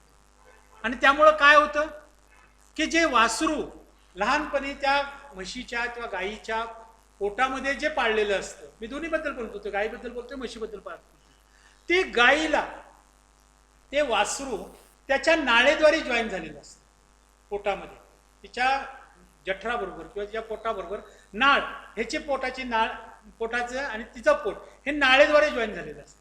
आणि त्या म्हशीकडनं किंवा त्या गायीकडनं जे अन्न येतं ते डायरेक्ट पोटामध्ये येतं आणि ते पोटात आल्यानंतर तिथं त्याची पचनक्रिया होते. पचनक्रिया झाल्यानंतर जे काही पचलेले घटक असतात ते सगळे शोषून घेतले जातात. उरतं काय? जे अपचनीय घटक असतात ते अपचनीय घटक कुठे जातात?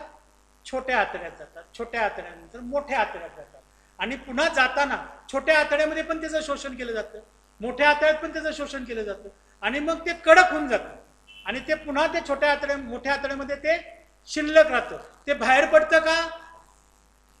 9 महिने 9 दिवस किंवा 10 महिने 10 दिवस पोटात असल्यामुळे ते बाहेर पडत नाही, त्या मोठ्या आतड्यामध्ये ते साठून जातं. लक्षात येते का? आणि ज्या वेळेला तुम्ही चीक त्या जनावरांना पाजाल किंवा त्या वासराला पाजेल त्यावेळेला हे चीक हा घट्ट असतो, त्याला लक्झिटिव्ह असतो किंवा त्याला आपण वंगणाचं काम करतो. वंगण माहिती आहे तुम्हाला? बैलगाडीचं चाक ज्या वेळेला चालत असतं त्यावेळेला त्याच्यामध्ये आपण ऑइल टाकतो, तेल टाकतो, वंगण, आणि ते वंगण टाकल्यामुळे ते चाक त्या रॉडला घासत नाही आणि कुरकुर आवाज येत नाही, इझिली मूव्ह होतो. मग हे वंगणाचं काम कसं करतं? तर जे काही विष्ठा शिल्लक राहिलेली असते, काळी विष्ठा असते, त्याच्या भोवती हे सगळं गोळा होतं आणि ते गोळा झाल्यामुळं ते मऊ होतं आणि मऊ झाल्यानंतर पोटामधनं वासरांनी त्याला फोर्स दिला की ती काळी संडास संपूर्णपणे बाहेर पडते. ज्या वेळेला ही काळी संडास पूर्णपणे मोठ्या आतड्यातनं बाहेर पडली जाते त्यावेळेला पूर्णपणे पचन संस्था त्याची मोकळी होते, चांगली होते. आणि ती चांगली झाल्यानंतर तुम्ही जरी त्याला मग दूध पाजलं किंवा काय खायला घातलं तर ते त्याच्या गुरुद्वारामागे बाहेर पडलं जातं, गुरुद्वारामागे बाहेर पडलं जातं. समजा जर आपण त्याला चीक पाजलाच नाही आणि दूध पाजलं तर दुधामुळे ते लक्झिटिव्हपणा येत नाही. मग काय होतं? ते दूध ते पितं, ते पचलं जातं, त्याच्यापासून परत विष्ठा होते, ती पुन्हा विष्ठा छोट्या आतड्यात येते, छोट्या आतड्यात पुन्हा मोठ्या आतड्यात येते. मग त्यामुळं काय होतं? तिथं साठत राहते, ते बाहेर पडत नाही. कारण सगळ्यात पहिला जो गुरुद्वारापासून जे ज्याला जिथून शेण बाहेर पडतं ते जे बीळ असतं त्या बिळाच्या तोंडाला येऊन थांबलेलं असतं ते, आणि काय होतं? ते कडक झालेलं असतं. कडक झाल्यामुळं तो इझिली ते बाहेर पडत नाही, फेकता येत नाही. कडक झाल्यामुळं ते पॅक होऊन जातं आणि पॅक झाल्यामुळं परत तुम्ही जे खायला घातलं ते संपूर्ण पुन्हा तिथं ते साठत साठत साठत जातं. वासराचं पोट वाढत वाढत वाढत जातं आणि एक दिवस वासरू मरून जातं. आलं लक्षात? आता याच्या पुढचं मी तुम्हाला सांगतो वासरू का सांभाळायचं. तर तुम्ही कुठल्याही दावणीला जा, शेतकऱ्याच्या कुठल्याही दावणीला जा, कुठलाही शेतकरी आपल्या दावणीची कुठलीही पारडी म्हणा, कुठल्याही कालवड म्हणा, ही विकत नाही. का विकत नाही? कारण ती कालवड त्यांनी स्वतः तयार केली असते. त्याला माहित असतं हिच्या आईने दूध किती दिलंय, तिच्या बहिणीने दूध किती दिलंय, मावशीने दूध किती दिलंय, हे त्याला माहित असतं. मग माझं असं म्हणणं आहे, तुम्ही बाजारात जाऊन विकत घेऊन येण्यापेक्षा तुमच्या कालवडी, तुमच्या पारड्या तुम्ही तुमच्या गोठ्यात का तयार करू नयेत? आपला तसा विषय नसतो. आपला विषय म्हणजे सर त्याला दूध द्यायला लागेल. मग किती दूध द्यायला लागतं? तिच्या बॉडीच्या 10% दूध द्यायचं असतं. जनरली जर तुम्ही विचार केला तर एक वासरू जन्मतात साधारणतः 25 किलोचं तयार होतं. मग ज्या वेळेला 25 किलोचं तयार होतं त्यावेळेला 25 किलोला तुम्ही 10%नी 2.5 लिटर दूध, सकाळी 1.25 लिटर, संध्याकाळी 1.25 लिटर. अहो त्याचा अधिकार आहे तो, पण तुम्ही ते देत नाही. का म्हणता की 2.5 लिटर दुधाचे मला सर इथं समजा 40 रुपयाने मिळेल तर 100 रुपये माझे दर दिवसा बुडतायत. परंतु तुम्ही हा विचार करत नाहीये की तुमच्या दावणीला तयार झालेली जी पारडी आहे, कालवड आहे, ही तुम्ही बाहेर विकत घ्यायला गेला तर तुम्हाला कुठलीही चांगलं जनावर विकत नाही. हे 90% पॉप्युलेशन बद्दल बोलतोय मी. 10% ज्यांची अडचण असते, लग्न आहे, काहीतरी दवाखाना आहे, म्हणून ते नाईलाजामुळं ते विकत असतात जनावरं. पण जनरली 90% माणसं, दुग्ध पालक हे चांगलं जनावर आपलं कधीही विकत नाही. म्हणून आपलं जनावर आपण आपल्या गोठ्यामध्ये, आपल्या दावणीला तयार करायचं, हे सगळ्यात महत्वाचं. तयार करताना तुम्हाला वासराचं संगोपन करणं गरजेचं आहे. तुम्ही म्हणता आता रेडा आहे.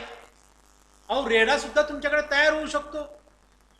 तुमच्या म्हशीला तुम्हाला सांगतो कृत्रिम गर्भधारणा ही संकरित जनावरांना चालते, परंतु देशी गायींना आणि म्हशींना कृत्रिम रेतन हे चालत नाही, सक्सेस होत नाही. मग त्यांना नॅचरल सर्व्हिसच द्यायला लागते. मग तुमच्या इथं रेडा चांगला तयार होईल ना, मग ते करता येत नाही. ठीक आहे, आता आपण थोडंसं याच्याबद्दल बोलूया. वासराच्या जन्म झाल्याबरोबरच अंगावरील, नाकातील, तोंडातील चिकट पदार्थ काढून टाकावा. वासराला, म्हशीला चाटून द्यावं, कारण म्हशीला निसर्गाने दिलेला तो गुणधर्म आहे की चाटल्यानंतर ते स्वच्छ करतं. ओके. वासरू जन्मल्याबरोबर 30 मिनिटात त्याच्या आईचा चीक त्याच्या वजनाच्या 10%, मागाशी सांगितलं मी तुम्हाला, पाजावा. आणि तो का पाजावा? तर उत्तम रोगप्रतिकारक क्षमता त्याच्यामध्ये तयार होण्यासाठी पाजावा. नंतर वासराची नाळ आहे ती 1.5 इंच काठ दोऱ्यांनी घट्ट बांधा, धारदार निश्चित कात्रीने ती कट करा आणि त्याला आयोडीन लावा. आयोडीन का लावा? तर डिसइन्फेक्टंट आहे, त्याच्यामुळे कुठलाही त्याला इजा होणार नाही. येस प्रशांत पाटील. ओके. किमान 3 महिने दूध पाजा. मगाशी मी सांगितल्याप्रमाणे की दुसऱ्या महिन्यानंतर त्याला थोडं थोडं गवत खुराक चालू करा. पहिल्या महिन्यामध्ये त्याला समजा 1.5 लिटर देत असाल, 3 लिटर देत असाल तर दुसऱ्या महिन्यामध्ये 2 लिटर द्या. तिसऱ्या महिन्यामध्ये 1 लिटर द्या, सकाळी अर्धा, संध्याकाळी अर्धा. आणि त्याच्याबरोबर त्याला थोडासा पाला, नंतर खुराक, काही गवत असं खायला घाला. सगळ्यात महत्त्वाचं म्हणजे जंतुनाशक औषधे द्या ठराविक अंतरानंतर. लसीकरण वेळेच्या वेळी करा. आणि लक्षात ठेवा, हे आजचं वासरू उद्याची तुमची म्हैस आहे की उद्याचं तुमची ही गाय आहे, त्यामुळे वासराची नीट निगा करा. त्यानंतर रेड्या तयार होतात. आता रेड्या झाल्यानंतर त्यांची सगळ्यात महत्त्वाचं म्हणजे शारीरिक वाढ चांगली व्हायला पाहिजे. त्या रेड्या 16 ते 18 महिन्यात प्रथम माझ्यावर यायला पाहिजेत. त्यांचं वजन त्यावेळेला 250 किलो ते 300 किलो झालं. समजा हे वजन जर कमी असेल तर त्या रेड्यांना भरवू नका. रेडीचं उत्तम वाढीसाठी 15 ते 20 किलो हिरवं वरण घाला, 4 ते 5 किलो वाळलेली वरण घाला आणि 2 किलो पशुखाद्य गोळी पेंट त्यांना घाला. नंतर जातीवंत वळूच्या विरे वापरून माझ्यावर आलेली रेडी तज्ज्ञ पशुवैद्यकाकडून भरवून घ्या. रेडींना पण जंतुनाशक औषधं पाजा, ती पण अंतराने पाजा. लसीकरण वेळच्या वेळी करा. गाभण म्हशीची काळजी कशी घेताल की दर 2 महिन्यानंतर, रेतन केल्यानंतर 2 महिन्यानंतर, 60 दिवसानंतर ती म्हैस पशुवैद्यकाकडनं चेक करून घ्या, ती गाभण आहे का नाही याची खात्री करून घ्या, ज्याला आपण प्रेग्नन्सी डायग्नोसिस म्हणतो, PD. म्हणजे तपासून घ्यायची. म्हैस ही 7 महिन्याची गाभण झाली की दररोज तिला 25 ते 30 किलो हिरवा चारा द्या, 5 ते 7 किलो वारलेला चारा द्या, नंतर 3 किलो पशुखाद्य द्या. हे गर्भाच्या उत्तम वाढीसाठी द्या. नंतर म्हशीला दररोज, गाभण म्हशीला 50 ग्रॅम क्षार मिश्रण, ज्याला मिनरल मिक्सचर, न चुकता द्यायचे, कारण तिच्या शरीरामध्ये काही खनिज द्रव्य ही लॉस होत असतात तिच्या प्रेग्नन्सीमध्ये, कारण गरोदरपणामध्ये. ती भरून काढण्यासाठी मिनरल मिक्सचर देणं गरजेचं आहे. म्हैस व्यायला झाली की कळपातून बाजूला काढा. का कळपातून बाजूला काढा? कारण इतर म्हशी तिला जर मारलं तर तिचा गर्भ दगावण्याची शक्यता असते. त्यामुळे ही म्हैस बाजूला काढायची, कळपापासून स्वच्छ ठिकाणी बांधायची. विण्याच्या वेळी तिला जंतूचा प्रादुर्भाव टाळता येईल. म्हैस व्याल्यानंतर 8 तासात तिची वार पडली काय का नाही पडली ह्याची खात्री करून घ्यायची. जर नसल पडली तर व्हेटरनरी डॉक्टरला बोलवायचं. गोळ्या असतात त्या गोळ्या ठेवायच्या किंवा वार जी असते ती काढून घ्यायची. म्हैस व्याल्यानंतर तिला पौष्टिक आहार द्यायचा, ज्याला आपण व्याल्यानंतरचा खुराक म्हणतो. तो खुराक द्यावा. त्याच्यामध्ये 3 किलो भिजवलेला मकाचा भरडा असावा. ज्वारी किंवा बाजरी असेल ती 500 ग्रॅम टाकायची किंवा 500 ग्रॅम गूळ टाकायचं, मूठभर मीठ टाकायचं, शिजवून घ्यायचं आणि त्या म्हशीला खायला द्यायचं. आता दुभत्या म्हशीची काळजी घ्यायची. दुभत्या म्हशीला हा संतुलित आहार किंवा खुराक द्यायलाच पाहिजे. मक्याचा भरड्याचा त्याच्यावर समावेश असलाच पाहिजे, कारण मक्याच्या भरड्यामुळं त्या म्हशीला हे ऊर्जा निर्माण होते. नंतर दुभत्या म्हशीला मगाशी सांगितल्याप्रमाणे 50 ग्रॅम हा क्षार मिश्रण द्यायचंच आहे. पुरेसा थंड आणि स्वच्छ पाणीचा पुरवठा करायचा आहे. वजनाच्या संतुलित त्यांना खुराक द्यायचा आहे. दुभत्या म्हशीला 25 ते 30 किलो हिरवा चारा, 5 किलो वाळलेला चारा, नंतर जंतुनाशक औषध ठराविक अंतराने पाजायचे आणि सगळ्यात महत्त्वाचं म्हणजे सगळ्या जनावरांना लसीकरण वेळच्या वेळी करून घ्यायचे. आता हे बघा, पंढरपुरी म्हैस आणि रेडा हे दोन्ही पण आमच्या पंढरपुरी म्हशीच्या प्रकल्पावरती सांभाळलेले दोन्ही पण रेडे आहेत. म्हैस आणि रेडा आहे. बघा यांची म्हैस, त्यांची ही बघा, ठेवण बघा, थोडंसं पिक्चर असं कॉन्ट्रास्ट केल्यामुळं थोडीशी ती अशी दबल्यासारखी दिसते, परंतु म्हैस देखणी आहे. तिची शिंग बघा तलवारीसारखी सुंदर आहे. रेड्याची शिंग बघा, रेड्याचा चेहरा बघा हा सुंदर आहे. तुम्हाला जर काही अडचण असेल माझा नंबर तुम्हाला दिला जाईल, त्याच्याबद्दल वाद नाही. पण सध्या पंढरपूर म्हैस प्रकल्प, सुधार प्रकल्प, राष्ट्रीय कृषी संशोधन प्रकल्प टप्पा 2, विभागीय कृषी संशोधन केंद्र, शेंडा पार्क, कोल्हापूर 416-012, फोन नंबर 0231 269 2416 किंवा 269 3017 या 2 नंबरवरती आपण जर कॉल केला किंवा आपल्या शेतकऱ्याला सांगितलं की आपल्या पंढरपूर म्हशीबद्दल जर माहिती पाहिजे असेल तर आपल्याला विनामूल्य माहिती आपल्या सर्व शेतकऱ्यांना किंवा आपणाला इथून पुरवली जाईल. म्हशीचं ही जी गोष्ट आहे ही डुंबणं, म्हशीला आपण डुंबणं जे सगळ्यात प्रिय असतं, हे डुंबण्यामागचं कारण आहे की तिच्या अंग कातडी जी असते ती काळी असल्यामुळे उष्णता लवकर शोषली जाते. त्यामुळं शरीराचं तापमान ही व्यवस्थित ठेवण्यासाठी ही म्हैस पाण्यामध्ये डुंबत असते. याला रिव्हर बफेलो म्हणतात. आलं लक्षात? ठीक आहे, धन्यवाद. आता आपण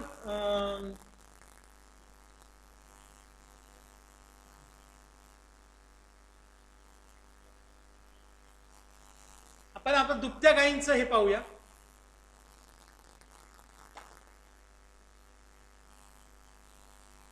माझं प्रेझेंटेशन दिसतंय का तुम्हाला? देसाई साहेब, भोसले साहेब? नाही दिसत सर. एक मिनिट शेअर करतोय मी. आता दिसतंय का? नलवडे साहेब? दिसतंय सर. Okay, thank you. आता आपण आपल्या देशी गायींबद्दल बोलूया. That is important livestock breed part indigenous cattle. Okay, आता हे झुऑलॉजिकल क्लासिफिकेशन मी याच्याशी काय बोलत नाही तुमच्याशी, कारण का it's a part of the student. Okay, आता हे पॉईंट आपण काय डिस्कस करणार नाही. डायरेक्ट आपण क्लासिफिकेशन वरती येऊ की जेणेकरून आपल्या भारतामध्ये या 3 विभागामध्ये आपल्या गायींचं आपण क्लासिफिकेशन करतो किंवा वर्गवारी करतो. आता ह्याच्यामध्ये वर्गवारी म्हणजे पहिली म्हणजे मिल्च. मिल्च म्हणजे दूध देणार, की जे जनावरं की जी गायीच्या जाती ह्या फक्त दुधासाठी पाळल्या जातात त्या गायी आहेत, त्याला म्हणतात आपण दूधवर्गीय गायी. आणि त्या गायी ज्या आहेत ते गीर आहे, सहवाल आहे, रेड सिंधी आहे, खारपरकर आहे आणि राठी आहे.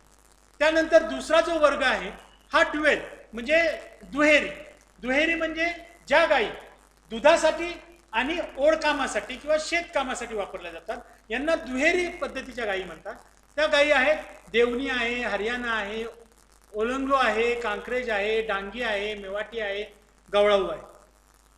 आणि तिसरी जी गाय आपण वर्ग केलेला आहे तो आहे ओढकामासाठी किंवा शेतकामासाठी ड्राफ्ट पर्पजसाठी ज्या गायी आपण सांभाळल्या जातात त्या गायीमध्ये हलीकर, अमृतमल, खिलारी, बेंगूर, बारगूर, निगोरी, बेचूर, अशा कृष्णा व्हॅली या सगळ्या पवनार वगैरे निरी ह्या गायी आपण तिथं सांभाळतो. आता आपण सगळ्यात महत्त्वाचं म्हणजे ज्या दुधासाठी ज्या गायी आपण सांभाळल्या जातात त्या गायीबद्दल आपण बोलायचं आहे.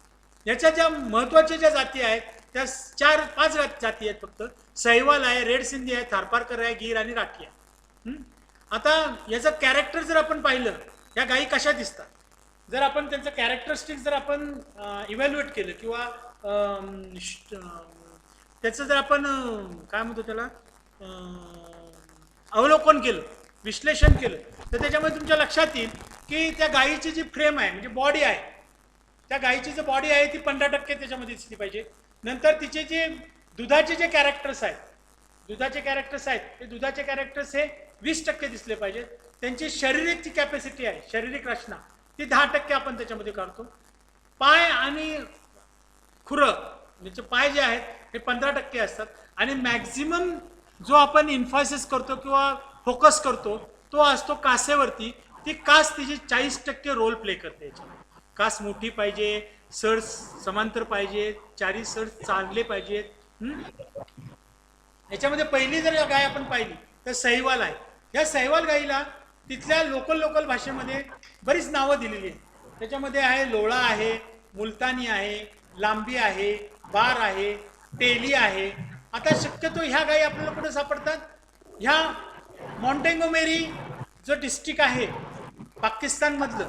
आता पूर्वी पाकिस्तान हे आपल्यामध्येच होतं, आता पाकिस्तान वेगळं झाले. त्यामुळे पाकिस्तानमध्ये ह्या गायी सापडायच्या. आता महाराष्ट्रात किंवा सॉरी पूर्णपणे भारतामध्ये ह्या गायी आपल्याला सगळ्या सापडतात, त्याच्याबद्दल वादच नाही. तर आणि ह्या गायी आपल्याला जास्तीत जास्त कुठल्या एरियामध्ये तुम्हाला दिसतील माहिती आहे का? की फिरोजपूर किंवा अमृतसर, नंतर पंजाब, गांधीनगर गुजरातमध्ये आणि राजस्थानमध्ये. म्हणजे पंजाब, राजस्थान, गुजरात आणि तुमचा उत्तर प्रदेश या भागामध्ये शक्यतो तुम्हाला ह्या सगळ्या गायी दिसतील. सहिवाल. ओके. आता आणि दुसरी गोष्ट, आता सहिवालचं बद्दल बोलायचं म्हटलं तर पुण्यामध्ये आता एक सहिवाल ग्रुप म्हणून तयार झालेला आहे की मॅक्झिमम लोक आता सहिवाल गायी घेऊन त्या पाळत आहेत, देशी गायी.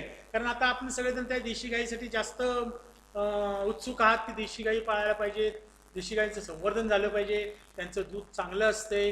ह्या सगळ्या गोष्टी आता आलेल्या आहेत. त्यामुळं सहिवाल ग्रुप एक नवीन तयार झालेला आहे पुण्यामध्ये आणि त्यांचा मोठा पशुधारक आहेत की त्यांच्या 100-150 सहिवाल आहे. यांचा जर तुम्ही शारीरिक जर विचार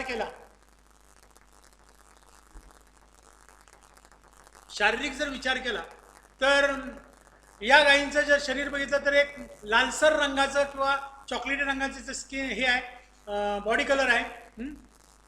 नंतर सगळ्यात महत्त्वाचं, सगळ्या गायींमध्ये तुम्ही जर बघितलं तर त्यांची स्किन जी आहे, त्वचा जी हे लूज आहे. आलं लक्षात? लूज आहे.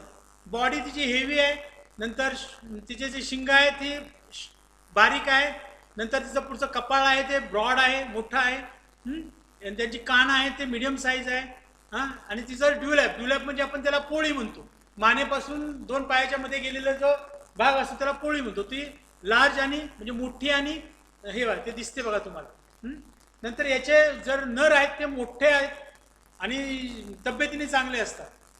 नंतर हिचं आडर जे म्हटलं कास आहे, ती कास मोठी असते आणि सिलेंड्रिकल शेप आहे. बघा तुम्हाला मी दिसते इथं सिलेंड्रिकल शेप, मोठी कास आहे, चारी सड दिसत आहेत.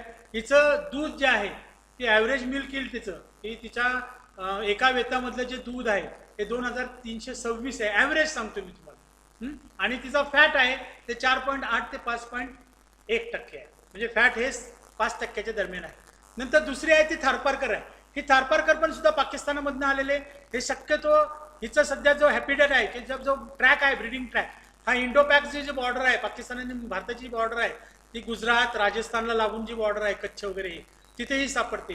ही शक्यतो लाईट म्हणजे जर आपण पांढरी आणि राखाडी रंगाची सापडते. हिचं हॉर्न आहे ते जाड आहेत, थिक आहेत. नंतर जो चेहरा आहे हा पातळ आहे. नंतर ड्युलॅप आहे तो लूज आहे, बघा तुम्हाला दिसत आहे. नंतर आर्डर जर बघितलं तिचं तर लार्ज आहे आणि वेल डेव्हलप्ड आहे. स्किन आहे ही फाईन अँड मेलो. इकॉनॉमिकल जर विचार केला तिचा उत्पादनाचा, तर उत्पादनामध्ये तिचं दुधाचं उत्पन्न 1840 किलो आहे. आणि जर तिचं स्निग्धांश बघितलं, फॅट बघितलं 4.8% आहे. त्यानंतर तिचं तिसरी जी आहे रेड सिंधी आहे, हिला काही वेळेला मालीर किंवा पाकिस्तान किंवा रेड कांदारी पण म्हटलं जातं किंवा सिंधी पण म्हटली जाते, नुसती सिंधी म्हणून. आणि ही जी गाय आहे ही एक्सपोर्ट केली जाते. कशामुळे एक्सपोर्ट केली जाते माहिती आहे का? की due to the hardness, heat resistance, high milk yield. म्हणजे ही ज्याला आपण म्हणतो कडक, कणखर, ताकदवार आणि हीट रेसिस्टंट, म्हणजे उष्णतेला ही जोपासली जाणारी किंवा उष्णतेला ही टिकणारी आणि जास्त दूध देणारी अशी 33 कंट्रीमध्ये, 33 देशामध्ये ही गाय एक्सपोर्ट केली जाते. त्याच्यामध्ये आशिया आहे, आफ्रिका आहे, ओशियन कंट्रीज आहेत, अमेरिकन कंट्रीज आहेत. ओके, ही सापडते कुठे? पाकिस्तानमध्ये पडते, कराचीमध्ये किंवा हैदराबादमध्ये, पाकिस्तान जिल्ह्यामध्ये, पाकिस्तान देशामध्ये, ह्या जिल्ह्यामध्ये सापडते. शक्यतो आपल्याकडे ही भारतामध्ये ओरिसा, तामिळनाडू, बिहार, केरळा आणि आसाम ह्या भागामध्ये सापडली जाते. हिचा जर विचार केला तर हिचा रंग हा लाल रंगाचा असतोय, नंतर येलोइश ब्राऊन त्याच्यावरती डार्क हे असतात. तिचे जे शरीर आहे ते मीडियम आहे. नंतर हॉर्न आहे तिचे, म्हणजे शिंग आहेत ती जाड आहेत. नंतर आर्डर आहे ते कॅपेशियस आहे, मोठ्याच्या मोठं आहे. आणि पेंडुलस आहे. पेंडुलस म्हणजे काय?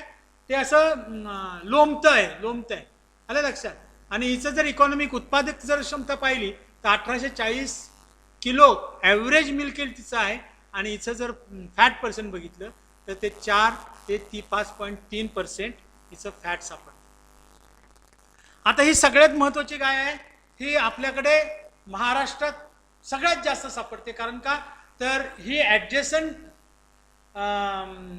जिल्ह्यामध्ये आणि ॲडजसंट किंवा शेजारच्या राज्यामध्ये ही सापडली जाते. गीर ही गुजराती किंवा काठेवारी हिला म्हणली जाते. आणि ही सगळ्यात जास्त जर ट्रेस म्हणतो आपण, ट्रेस म्हणजे याला काय म्हणतो? ट्रेस म्हणजे काय म्हणते? तणाव. ही तणावामध्ये ही चांगल्या पद्धतीमध्ये जगणारी गाय आहे गीर.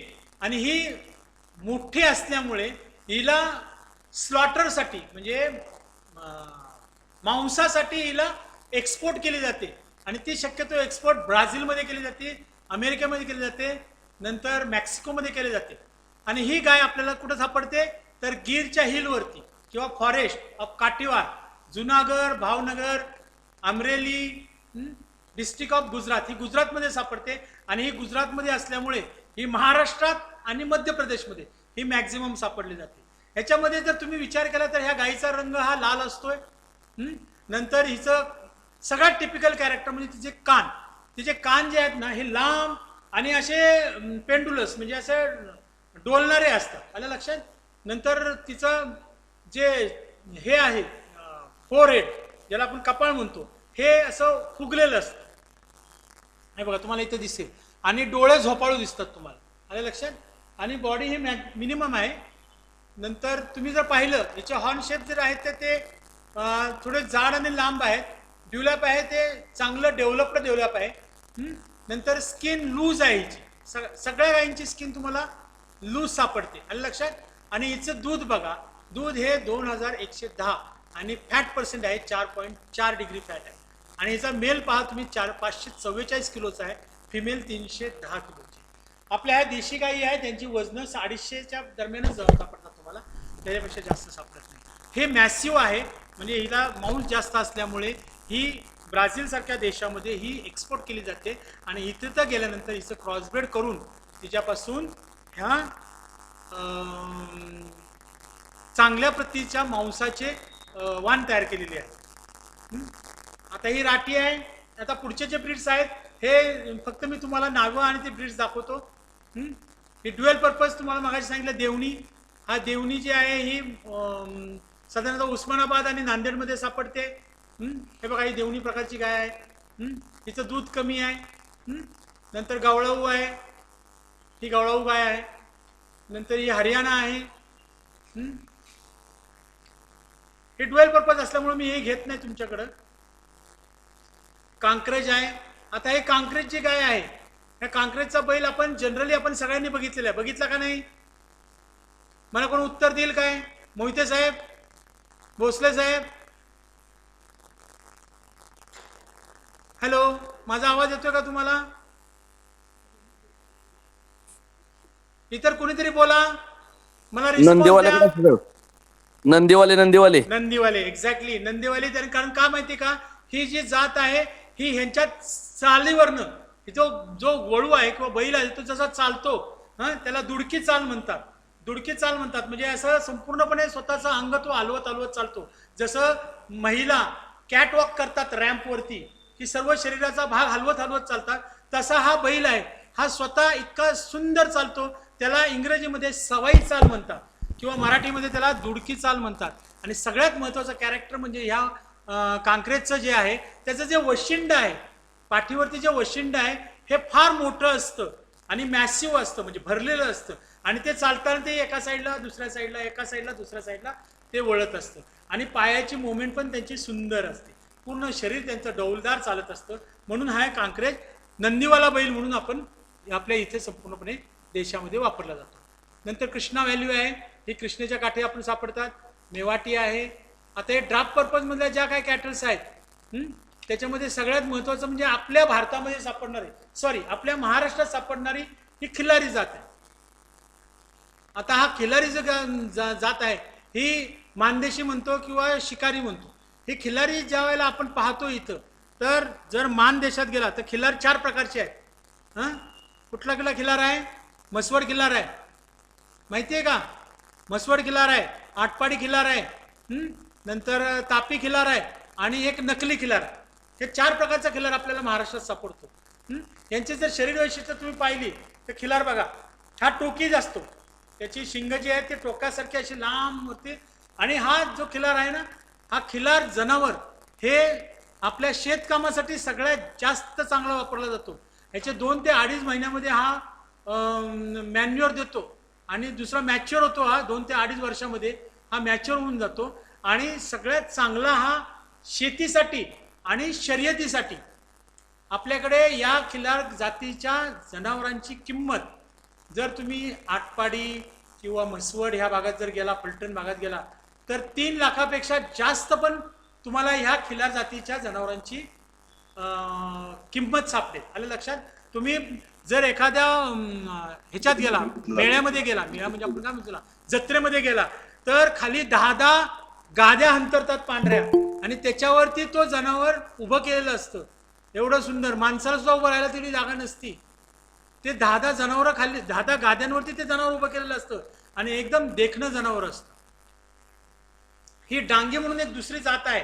ही डांगी जी आहे ही आपल्या महाराष्ट्रामध्ये सापडते. ती मॅक्झिमम सापुतारामध्ये जो आहे, जो सातपुडा पर्वत आहे, नाशिकचा इगतपुरी भाग, जिथं जास्तीत जास्त पाऊस पडतो, ज्याला महाराष्ट्राचं चेरापुंजी म्हणली जाते, तिथं जास्त पाऊस पडतो, तिथं हे जनावर सापडतं डांगी. या डांगीचं तुम्हाला फक्त मी एकच वैशिष्ट्य सांगेल की ह्या डांगीच्या जनावरांच्या शरीरावरती पूर्णपणे अंगावरती ऑइल ग्लँड्स असतात. ऑइली ग्लँड्स म्हणजे तेलाचे ग्रंथी असतात. की ते तेला ग्रंथी असं का कशासाठी असतात की कितीही पाऊस जरी पडला तरी त्या तेलावरनं ते पाणी खाली निसरून जाणे. हा सगळ्यात महत्त्वाचा निसर्गाने दिलेला त्यांना एक देणगी आहे. त्यामुळे ही ऑइली ग्लँड्स असणारे हे डांगी नावाची जी जात आहे ही आपल्या महाराष्ट्रामध्ये सापडते. ही इगतपुरी, नाशिक ह्या वरच्या भागामध्ये, सापुतारामध्ये सापडली जाते. ही जनावर आहे बघा, पांढरा टिपका दिसतात, काळ्या टिपका दिसतात पांढऱ्या रंगावरती. ओके, रेड कांदादी, नंतर कांगियाम, अमृतमहल, बारचूर, बरगूर, खिलार, नंतर कांगियाम, कथा, केनिग्री, मालवी, मेवाठी, नंतर निगोरी, नेमारी, पवनार, पंगूर, वेचूर. ही जी गाय आहे ह्याच्याबद्दल फक्त मी तुम्हाला का सांगतोय, ही खाली आंध्र प्रदेशमध्ये किंवा कर्नाटका ह्या बॉर्डरवर सापडते. हिचं जे हाईट आहे का नाही, ही साधारण 3.5 ते 4 फुटापर्यंत हाईट असते हिची. ह्याच्यावरती ती वाढत नाही आणि एकदम काटक असते आणि फेरोशियस आहे, मारती. त्यामुळे मी तुम्हाला दाखवतोय. ठीक आहे. आता आपण फक्त एक 2-3 ह्यांची बघणार आहोत एक्झॉटिक.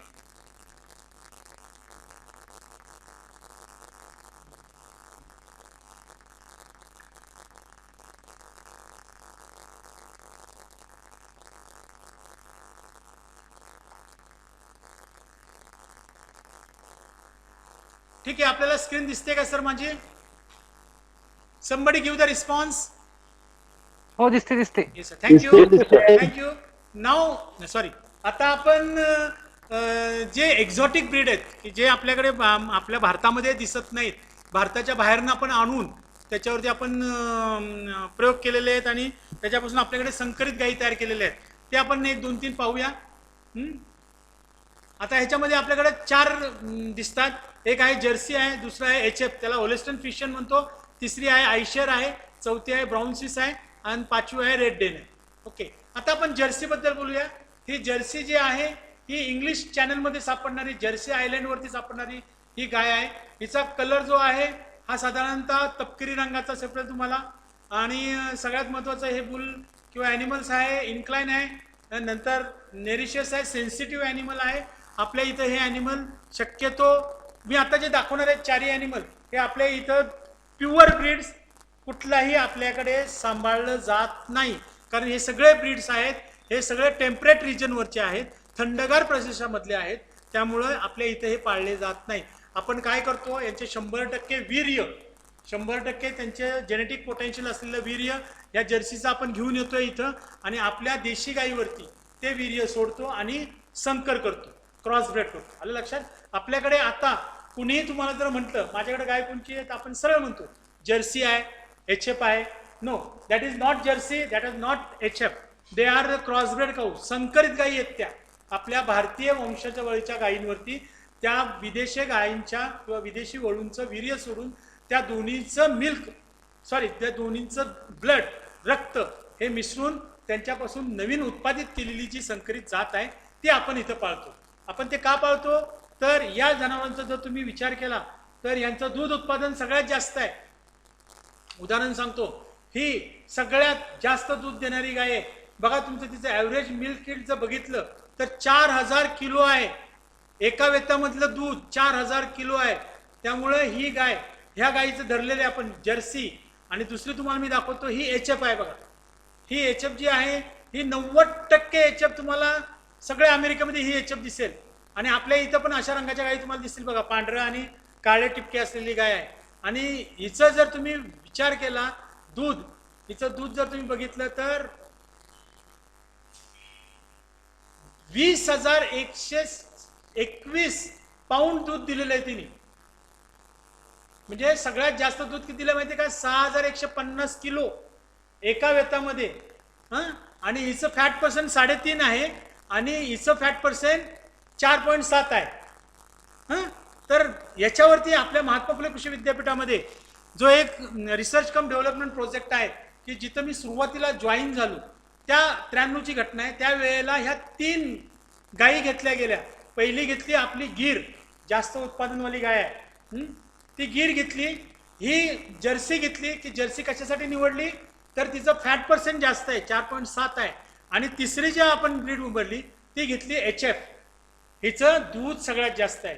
आणि ह्या तिन्हीचा संकर करून आपण महात्मा फुले कृषी विद्यापीठातर्फे एक गाय विकसित केली. त्या गायीचं नाव आहे फुले त्रिवेणी. आलं लक्षात? फुले त्रिवेणी आपण तयार केली आणि त्याचा मी एक भाग आहे.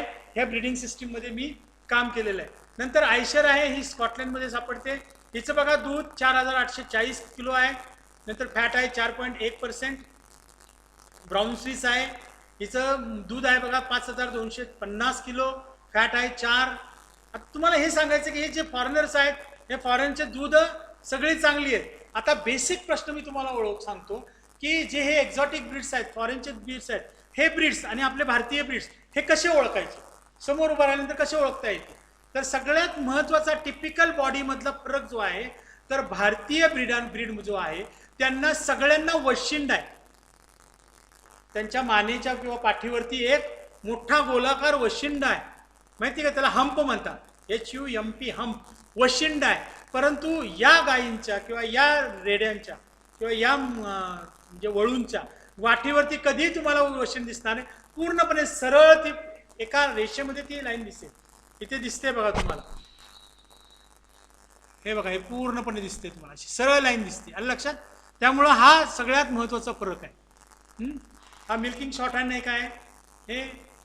नंतर बीपसाठी आता हे आपल्याकडे नाही आहे, हे केवळ तुम्हाला माहिती व्हावं थोडंसं तुमच्या ज्ञानात भर पडावी म्हणून मी एक फक्त फोटो तुम्हाला दाखवतोय की हे बीफसाठी कॅटल ब्रीड त्यांनी डेव्हलप केलेले आहेत. कुणी ब्राझीलनी, अमेरिकेनी, नेदरलँडनी, कारण त्यांच्याकडे मटणाला मागणी जास्त आहे आणि ह्या मटणाची मागणी त्यांची शिप अँड गोटकडनं त्यांना पुरवठा पूर्ण होत नाही, म्हणून ते कॅटलवरती जास्त, ज्याला बीफ म्हणतो का आपण 10 नंबर म्हणतो ना, त्यांची कॅटल तिथं स्लॉटर केले जातात आणि ते स्लॉटर केलेल्या कॅटलचं बीफ म्हणजे मटण हे तिथले लोक खातात. मग त्यासाठी त्यांनी डेव्हलप केलेले ब्रीड्स आहेत. हे बघा, हा अँगस म्हणून आहे, हे फक्त जास्त तुम्हाला माहीत असावं म्हणून म्हणतो. हा ब्रह्मा आहे, कारण हे जो आहे हा ब्रह्मा आपल्या भारताकडनं घेतलेला आहे, त्यामुळे ह्याला हंप आहे बघा, आलं लक्षात. याला हंप नाही आहे अँगसला, ह्याला हंप आहे, हा भारताकडनं घेतलेला आहे बघा. The brood stock comes from India, भारताकडनं आणलेला आहे म्हणून. ओके, आता हा क्लॉरसेस आहे, हा तिकडचाच आहे. हे बघा, हा लेग हॉर्न आहे, सॉरी लॉंग हॉर्न टेक्सासचा आहे. नंतर बघा हा जर्मनीचा आहे एक्झॉटिक. नंतर हा बॉस टॉरसचा आहे कॅटलमधला, इंग्लंडमध्ये हे तयार केलेले आहेत. नंतर हा शॉर्ट हँड आहे. नंतर हा फ्रान्समध्ये तयार केलेला आहे, हा पण फ्रान्समधलाच आहे. हा बीफ मास्टर, बीफ मास्टर म्हणजे ही गाय पण आहे आणि हा वळू पण तयार केलेला आहे. हा संपूर्णपणे फक्त स्लॉटरसाठी वापरला जातो, आलं लक्षात. 1930ला तयार केलेला आहे. Okay, this is all about. जरी हे सर्व काही तुमचं आपल्या देशी गायी, मी फक्त दुधाळ गायी घेतल्या होत्या आणि काही ड्युएलमधल्या 1-2-3 समजून सांगितल्या. पर्टिक्युलरली म्हशींबद्दल आपण जर बोलताना, पंढरपुरी म्हशीबद्दल मी तुमच्याशी बोललेलो आहे. आणि जनावर, जातीवंत जनावर, आपण दुधाळ जनावर कसं निवडायचं आहे आणि स्वच्छ दूध उत्पादन कसं करायचं आहे, ज्या वाईट सवयी आहेत ह्या सवयी आपण कशा टाळायच्या याच्याबद्दल आपण दुपारी बोलणार आहोत. जरा समोर असतो आपण तर मला जास्त याच्याबद्दल तुम्हाला एक्सप्लेन करून सांगता आलं असतं. जरा वेळेचं भान असल्यामुळे आता 1 वाजले, आपल्यालाही भूक लागलेली असेल. मी माझं लेक्चर्स इथे मी थांबवणार आहे.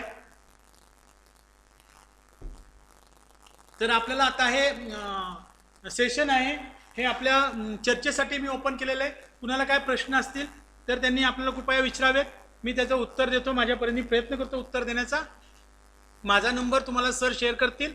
आपल्याला नुसतं गाई म्हैस अशासाठीच जाणत नाही मी, तर माझ्याकडे गाई म्हैस, शेळी, मेंढी, कोंबड्या आणि दुग्धजन्य पदार्थ या सगळ्या गोष्टीबद्दल मी सगळ्यांना मार्गदर्शन सांगली, सातारा, कोल्हापूर तिन्ही जिल्ह्यामध्ये करतो. इमोना मी बाहेरसुद्धा आपल्या बाहेरच्या राज्यात सुद्धा जातो. मी स्वतः एक कर्नालला जी NDRI आहे, नॅशनल डेअरी इन्स्टिट्यूट आहे, ही त्या इन्स्टिट्यूटमध्ये मी वैयक्तिक या साऊथ इंडियाचा म्हणजे वर्ण मध्य प्रदेशपासून खाली सर्व जे आपले राज्य आहेत त्याच्यामधनं मी एक जज म्हणून की जनावरं कशी निवडायची याचा जज म्हणून मी तिथं त्यांच्या डेअरी मेल्यामध्ये दरवर्षी जात असतो. आता 1-2-3 वर्षामध्ये ते डेअरी मेला झाला नाही. त्याला कारण असं आहे की ते पॅन्डेमिक सिच्युएशनमध्ये त्यांनी अलाउड केलेलं नव्हतं आणि त्याच्यासाठी पण मी जातो. 4 इंटरनॅशनल जर्नलवरती मी एडिटर म्हणून पण काम करतोय. मी शेतकऱ्यांसाठी या अशा हे काढलेले आहे बघा, स्वच्छ दूध उत्पादनासाठी काढलेले, हिरवा चाऱ्यासाठी काढलेले आहे, नंतर पारंपरिक खाद्यासाठी काढलेले आहे, पंढरपुरी म्हशीसाठी काढलेले, असे माझे 13 फोल्डर्स आहेत. विद्यापीठ प्रकाशनाचे माझे 3 पुस्तकं आहेत. माझे विविध लेख, ज्याला संशोधन लेख म्हणतो आपण, हे संशोधन लेख जवळजवळ 30 नॅशनल आणि इंटरनॅशनलवरती प्रसिद्ध झालेले आहेत. नंतर पॉप्युलर ज्याला म्हणतो आपण टेक्निकल सेशनचे माझे 50 लेख प्रसिद्ध झालेले आहेत. आणि जे पॉप्युलर म्हणतो आपण की शेतकऱ्यांसाठी जे लेख दिलेले आहेत, मी वर्तमानपत्राला असेल, पुस्तकात असेल, मासिकात असेल, असे 50 लेख माझे जवळजवळ प्रसिद्ध झालेले आहेत. म्हणजे आमचं कामच आहे की आपल्याला या शेतकऱ्यांना जितक्या जास्तीत जास्त माहिती देता येईल तितक्या जास्तीत जास्त माहिती देण्याचं माझं काम आहे. माझी ती ड्युटी आहे, ते मी प्रामाणिकपणे करतो आहे. आणि आता हा आपलं सेशन मी ओपन ठेवलेलं आहे. कुणाला कुठला प्रश्न विचारायचा असेल तर कृपया मला प्रश्न विचारावा, मी त्याच्यावरती आपल्याला तुमचं समाधान करण्याचा प्रयत्न करेन. कृपया प्रश्न असतील तर विचारा, नसतील तर तसंही सांगा, किंवा मग दुपारी आपलं ज्या वेळेला सेशन होईल त्यानंतर आपण प्रश्नोत्तरचा कार्यक्रम घेऊया. हॅलो हां सर. Hello sir. हां बोला. सर आपल्या ज्या देशी म्हशी असतात का नाही, हां देशी म्हशी सर प्रथमतः मला मी एक हॅलो? गोष्ट सांगू इच्छितो की आपल्याकडे फक्त देशीच म्हशी असतात, संकरित म्हशी नसतात नाही, आणि विदेशी म्हशी तर त्याहून नाहीये. आपल्या ज्या गावठी म्हशी आहेत त्याला हा. ते कृत्रिम रेतन करतो आपण, हा मुरा किंवा इतर ह्याचं, हा ते कितपत योग्य आहे आता? म्हणजे थोडक्यात गवळाट म्हणताय तुम्ही. हा गवळाट तुमच्या म्हणजे दारामध्ये बांधलेली ती गवळाट असते, ज्याला नॉन डिस्क्रिप्ट म्हणतो हा. आपण, की ती म्हैस कुठल्याही प्रकारे आपल्या कुठल्याही संशोधनावरती तिचं संशोधन झालेलं नाहीये. अशा गवळाट म्हशीवरती आपण हा. कृत्रिम रेतन करतो, बरोबर आहे. त्याच्यामध्ये तुम्ही हा. सांगितल्याप्रमाणे हा. मुर्राचं वीर्य आपण तिथं लावतो किंवा मुर्राचा रेडा त्याला हो. लावतो. आलं लक्षात? फक्त एक हा. खबरदारी हा. घ्यायची आहे त्याच्यामध्ये, तुमची जी म्हैस आहे, हं. तुमची जी म्हैस आहे हा. त्या म्हैसीचं बॉडी साईज लक्षात हा. घ्या आणि त्या बॉडी साईज नुसार बर. तिला कुठला रेडा आपण दाखवणार आहोत हे पाहून घ्या. काय होतं, त्या म्हशीची बॉडी साईज एकतर कमी असते, आणि त्याला जर मोठा शारीरिक जर रेडा जर आपण लावला तर जे भ्रूण तयार होणार आहे, जे हा. वासरू तयार होणार आहे त्या म्हशीच्या गर्भाशयामध्ये ते मोठं होतं.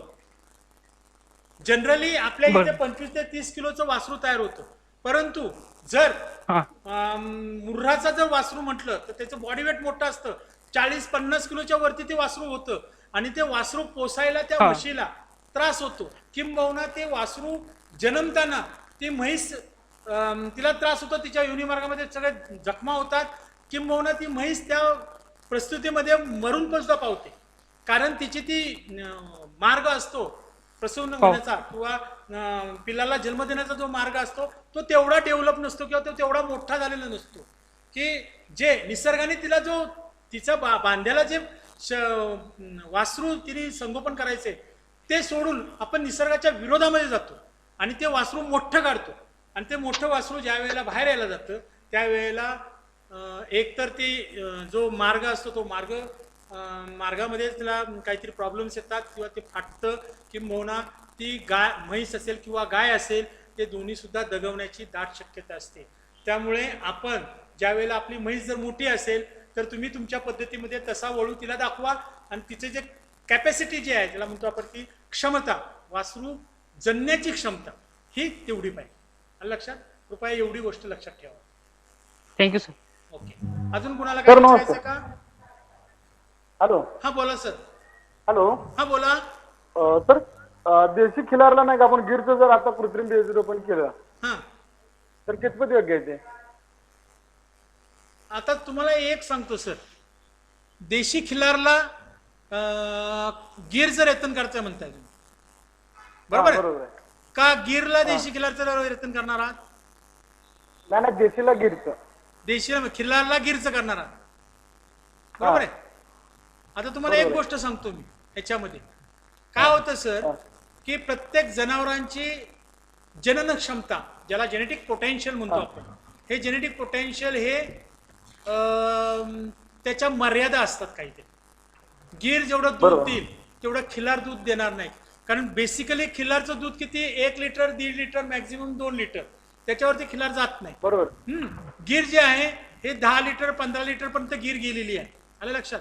तुमचा उद्देश काय आहे, की खिल्लारचं दूध वाढवणं हा उद्देश आहे तुमचा, बरोबर आहे? बरोबर आहे. मग दूध जर वाढवायचं असेल तर खिल्लारला तिच्या ज्याला आपण विहिरीमध्येच ते नाहीये, त्या विहिरीमध्ये तेवढं पोटेन्शियलच नाहीये, तेवढं पाणीच नाहीये, तर तुम्ही बाहेरचं पाणी टाकून तेवढं उपसणं शक्य होणार आहे का? म्हणजे तुम्ही निसर्गाच्या विरोध करताय. लक्षात आलं का? निसर्गाच्या विरुद्ध करताय. आणि गिरचं रक्त हे 50% त्याच्यात येणार आहे आणि खिलारचं 50% येणार आहे. त्यामुळे तुमचा जो मोटो आहे किंवा उद्देश आहे की याच्यापासून दूध वाढ होणार पाहिजे, तो तेवढी दूध वाढ होणार नाही. उदाहरण सांगतो, समजा 10 लिटर जर हिने दिले, कुणी गिरने दिलं आणि खिलारने 1 लिटर देते, तर तुमच्या म्हणण्यानुसार ते किती व्हायला पाहिजे? 10 ने 1 11, म्हणजे साधारण त्याचा मध्य काढला तर 5 लिटर किंवा 5.5 लिटर असं दूध. तुमचा दृष्टिकोन तसा आहे, बरोबर आहे? बरोबर आहे. पण तसं होत नाही, कारण जेनेटिक ज्याला म्हणतो आपण की गुणसूत्र जे असतात त्या गुणसूत्राला काहीतरी मर्यादा असतात बदलण्यासाठी. मग त्यात काय होतं, त्याला म्युटेशन होतं. म्युटेशन म्हणजे काय होतं माहिती का, की व्यंग तयार होतं. निसर्गाच्या विरुद्ध गेल्यामुळे त्याच्यात व्यंग तयार होतो, म्युटेशन होतं. म्हणून शक्यतो, आणि दुसरी गोष्ट, आत्ता गव्हर्नमेंटनी आपल्याला कुठल्याही देशी गाईवरती संकर करण्याचं बंद केलेलं आहे. तर संकर करताना आपण ज्या वेळेला संकर करतो त्यावेळेला बाहेरच्या देशातले वळू त्यांचं वीर्य आपण इथं घालतोय. आपल्यामध्ये कधीही संकर केलेला नाही, त्याला आपण अलाउड केलेलं नाही. आलं लक्षात? ओके. आपल्या म्हणजे शासनाने, म्हणजे भारताचं असू दे, म्हणजे केंद्र शासन असू द्या किंवा महाराष्ट्राचे शासन असू दे किंवा आपलं पशुसंवर्धन खातं असू दे, यांनी देशीमध्ये संकर करायला बंदी घातलेली आहे. बाहेरच्या याला सुद्धा आता आपण बंदी घालतोय. आलं लक्षात? तर कृपया त्या गोष्टी काय करू नका, कारण त्यातनं तुम्हाला जे मला लक्षात आलं की तुम्हाला काय साध्य करायचे, दूध वाढवायचे खिलाचं, तसं वाढत नाही. आलं लक्षात? धन्यवाद. दुसरं कोण विचारणार आहे का? थँक्यू. बोला, कोण आहे का? नसेल तर 1 वाजून गेलाय, आपण 1:10 झालेले आहेत, थांबायचं का? उर्वरित प्रश्न असतील तो दुपारच्या सत्रामध्ये आपण घेऊया. आपण परत चर्चा करूया. बरं, हॅलो, मी जे काय आता तुम्हाला जे सांगितलंय ते तुम्हाला समजलंय का? हो हो. काही प्रॉब्लेम नाही आला? समजलं. काय होतं माहितीये समजलं. का, मराठीमध्ये बोलताना थोडंसं जरा प्रॉब्लेम येतात. माझे काही इंग्लिश शब्द त्याच्यामधनं गेलेत मगाशी, म्हणून म्हटलं जर तसं काय असेल तर माफ करा, कारण तुम्ही पण ग्रॅज्युएट आहात, त्यामुळे तशी काही अडचण नाही यायला पाहिजे. परंतु मी शेतकऱ्यांसमोर बोलताना थोडंसं इंग्लिश शब्द जायला नकोत. परंतु आता मिनरल मिक्सचर किंवा पिढी करणं हे जनरल झालेत प्रश्न, म्हणजे शब्द, त्यामुळं शेतकऱ्यालाही समजतात, त्याची काही अडचण नाही. धन्यवाद. मला तुम्ही साधारणतः 1.5 तास होऊन गेला, सगळेजणांनी एक शांत चित्ताने ऐकून घेतलं. माझे काही मतं होती, माझे काही ज्ञान होतं, हे मी आपल्यापुढे वाटण्याचा प्रयत्न केला. आपण सर्वांनी ते शांत चित्ताने ऐकून घेतलेत आणि त्याबद्दल मी आपल्या सर्वांचे आभार मानतो. तसेच आपले प्राचार्य उमेश पाटील सर आणि माझे मित्र सहाय्यक संचालक शंकरराव माळी सर, या दोघांचेही त्यांनी मला इथे संधी दिल्याबद्दल त्यांचे मी आभार मानतो. येथेच थांबतो. जय हिंद, जय महाराष्ट्र, नमस्कार. धन्यवाद सर. मित्रांनो, गेल्या